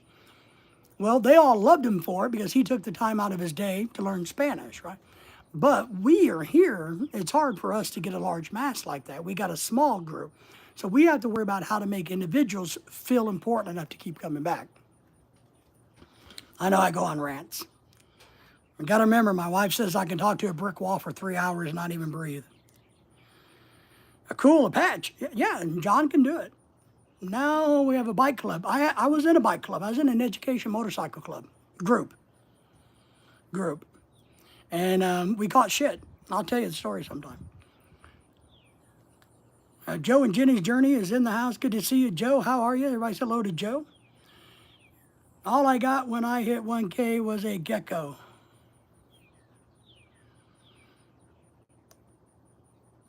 A baby one too. But I named her. Michael, what are we going to do with you? Michael. Lizzie the Gecko. Oh my God. I may have offended somebody the other day that were on our channel. She had a really, really beautiful name. And I tried not to offend her. I don't remember what her name was, but I saved it. But I told her, I said, I really don't want to offend you, but I think your name would be a perfect name for a beautiful, blonde, long-haired wiener dog. You know, I wrote it down because if I get another wiener dog, I'll probably name it Daisy. But her name was so beautiful, I thought, wow. I would, but that may have offended her that I'm like, oh, I would name my wiener dog after you. You sent me a dog photo? Let me see. Good morning, everybody, from Springfield, birthplace of the Mother Road. Yes. So the Mother Road, meaning the mother of the road, had a baby there. She gave birth. Sent you a photo, true. Ask me, I believe you. I mean, look, I mean, you know, at least you're not naming the cockroaches in the Philippines. You know, as long as you're not doing that, I think you're okay. So Linda, did you send me it through Messenger or did you send it through me through email? If you send it to the phone, I can't see it on the phone because I'm on the phone. And I have the phone on Do Not Disturb. Joe says he misses the Googies too. He misses his dogs. Yeah, I miss my dog, man. I'm telling you. Yeah. Lily is going apeshit crazy over a mole today and yesterday. Lorelai gave her a bath last night. But now she's back in the dirt all day, so it doesn't do any good. Hello, Patrick. So I go back to the question that I've been asking.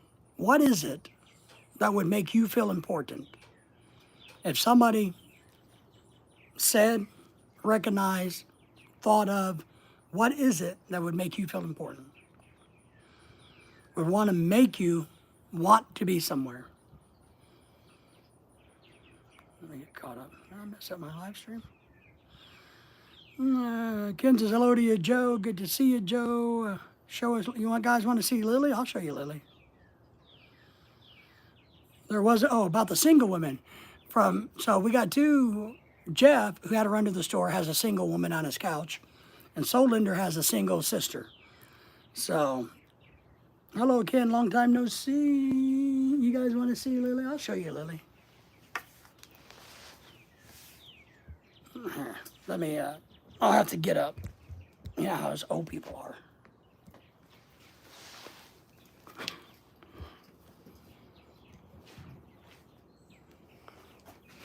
Let's see. There's Lily the dog. She's on a hunting expedition. Come here, Lily. Psst. She's hunting toads.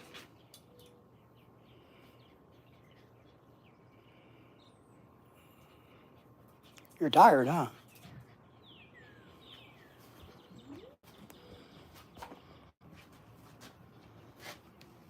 Let me sit back down. Sorry, guys. There's Lily. Come here. Here, let's fix your ears. Look at these broken ears on this dog. Look at these broken ears. There's my dog, Lily. Oh, look, you got dirt all over your nose. Go on. Go in the house. Go on. Let's see. Let me get caught up. Sorry.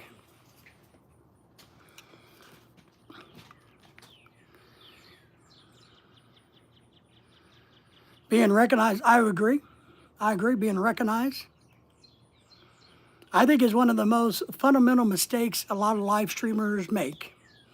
And I understand live streams can get really busy because I've been on them and been part of that. But I think even if you got to go back and get caught up, I think you have to do that. I also think this, And I'll get caught up in a second here. But here's the other thing I employ. I employ people like Pat, Ken, Michael, Joe, Solinder. What I hope is, Venus, if I miss something, that somebody will alert me to it. And two, that if somebody comes in and I miss it, that they will say hi to them and they will be recognized. So I encourage the audience to recognize each other all the time, just in case I miss it, because I have no intent of missing it, but it happens. And then we got to let the host know, hey, Mike is here, or Joe is here, or whoever's here. She looks like her, yeah. You like my Lily? Lily walks like me, yeah. Yeah, Lily has a clubbed foot from that when the car ran her over. So,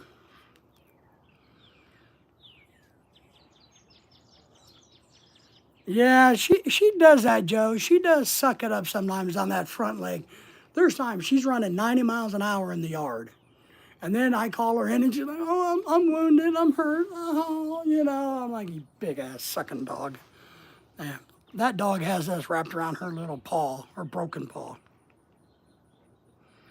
Honest truth, I like to be known as being the person that connects new friends. Okay.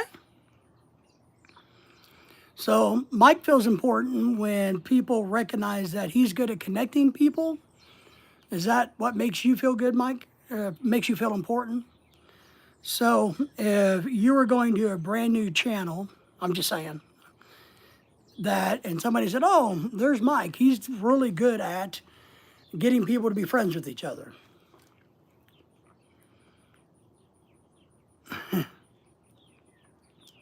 That's good. Yeah, I mean, I'm curious because, that's all part of what, recognition, I think, is the key. And the recognition comes in many, many different ways. Many, many, many, many ways, I think we all know that it's a good strategy to grow by having people connect with each other. We know that. That's how we build our foundation. So I agree. And Michael also wants to be recognized that he does music. Okay. All right.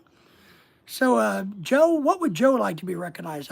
That's a great question, Michael. What would you guys, if you came to a brand new channel, so to speak, what is it that you would want that channel to know about you? Mike, if you don't mind, I'll use you a tiny bit. I'm going to paraphrase for Mike.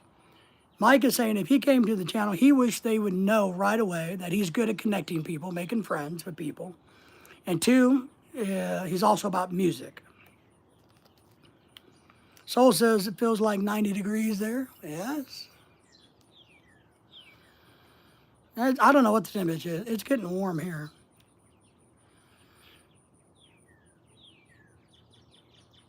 Did you get a new message? Well, Joe, okay, what you have to, what I've had to do is put everything on private when I'm live streaming like this, or otherwise, when you get messages and phone calls, it disrupts or it stops the live stream.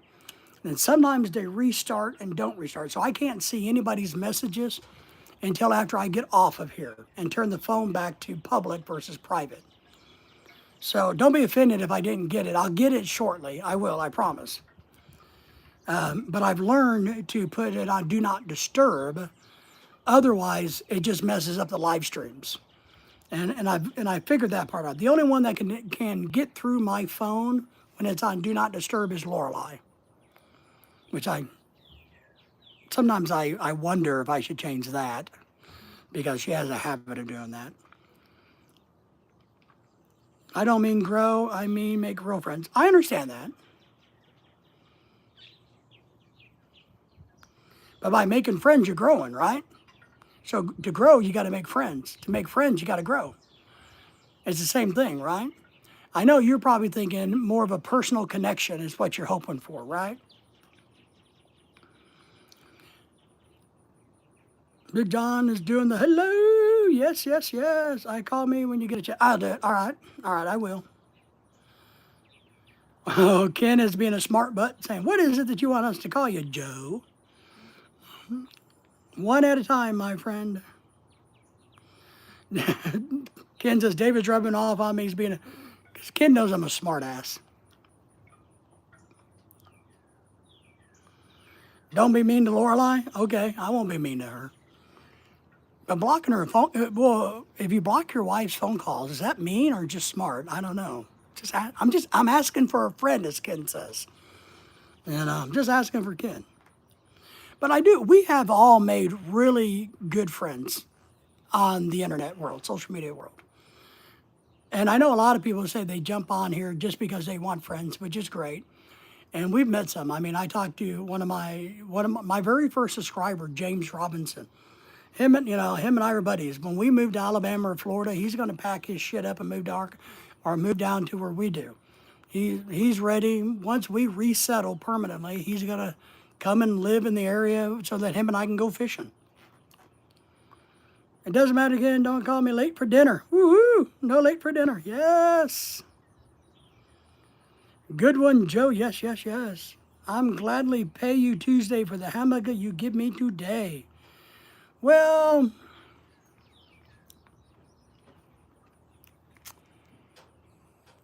I don't want any hamburgers today. So, just go ahead and wait until Tuesday and pay me. Right? No, that's Popeye the Sailor Man. It's mean to block the wife, is it? I wouldn't block my wife. One, she controls the technology in the house. So I couldn't block her if I tried because, she would double check. As soon as she figured it out, she'd come find my phone and unblock her. So my wife is in charge of the technology in this house. Yes, yes, yes, Popeye the Sailor Man. We used to have an Allen Canning spinach plant right here in Northwest Arkansas. And they used to have a statue of Popeye the Sailor Man. And now Popeye the Sailor Man is down at the Allen Canning plant in Alma, Arkansas. So there's a place called Alma, Arkansas that has a Allen Canning plant. And it has a full big old statue of Popeye the Sailor Man. Smart to let Lorelai have technology? Well, it's easier for me, except for she likes to mess with my stuff, I think. I think she likes to keep me on my toes. I don't know. But it's all good, right? As we grow, we learn. As we learn, we grow, right? Because I think one thing I am humble enough to know that I have learned a lot, which is what I care about. I care about learning things. I'm really big on that. And so I know that even if it's small stuff to you, if it's normal to you and it's trivia to you, but I've learned bukus and bukus and bukus of stuff from everybody on here. Even Soulinder, I've learned things from. Not saying they're good things, but I've learned them now. So that's one thing that I really enjoy is learning something about something about something. That's one of the things that fascinates me.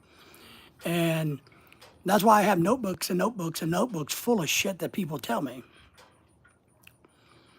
Hey now, see, you were listening, So we're back to the question about your sister. No picking on me. Well, you're the one who ate egg rolls with mayonnaise and ketchup, so. Something about something, man, I'm telling you. I know I'm just fascinated by why people do what they do and how they do it and why they do it. And I'm really big on not saying my way's the only way. Now, granted, my way's the greatest way, but it's not the only way to do things. So I really like that. But I do. I feel like I've learned from everybody over the years on YouTube. And when I started my channel, I started it off to be a teaching channel, believe it or not. I was going to teach OSHA and federal regulations online. I was going to do everything that the government and the college was paying me to do. I was just going to do it off of the online platform of the college because I taught online classes also. I was just going to switch and do my own makeshift version of it on YouTube. But I quickly found that nobody gave a shit. Unless I was showing videos of somebody's arm getting ripped off, or the videos, because I got a lot of videos of injuries. Unless I was showing videos and things of injuries, nobody cared. So I gave that up and went to making it about Lorelai and I. And, you know, I keep trying to push Lorelai to do more because she's really good on the live streams. So, all right, so it's a little bit after 12 o'clock here. I think it's time for me to get off of here. I'm going to go eat some lunch. I'm not eating egg rolls with mayonnaise and freaking ketchup. I don't know what I'm eating, but I'm going to eat that hamburger that I got from Michael that he's going to pay me for on Tuesday. So, but we want to appreciate everybody coming in. Once again, we've learned a lot. We grow a lot. And our morning live streams are going to be very exciting, I hope. At least I find them exciting. But we'll be back live for sure tomorrow night. No, Monday night for sure. Monday night at 7, as always. We'll be back. So, but we may, you never know. If Lorelai's sleeping in the morning, I may do another live stream tomorrow morning, Sunday morning. So, Ken, we appreciate you. Pat, we appreciate you. Mike and Venus. Venus, we appreciate you more than we appreciate Mike. Soul Linder, we appreciate you. Big John Taylor, man, really appreciate you. We'll touch base. Joe, we appreciate you. My God, there's been so many great people in here today. We appreciate everybody. And appreciate Jeff, who had to go to the store because his single sister sitting on the couch. I don't know. Oh, my God. Venus always first. That's right. That's being smart. All right, ladies and gentlemen, thank you. We appreciate you guys. You guys all enjoy your day. Michael, get some sleep because I know you've been up. And I need to go wash Lily's face because she's got stinking mud and dirt all over it.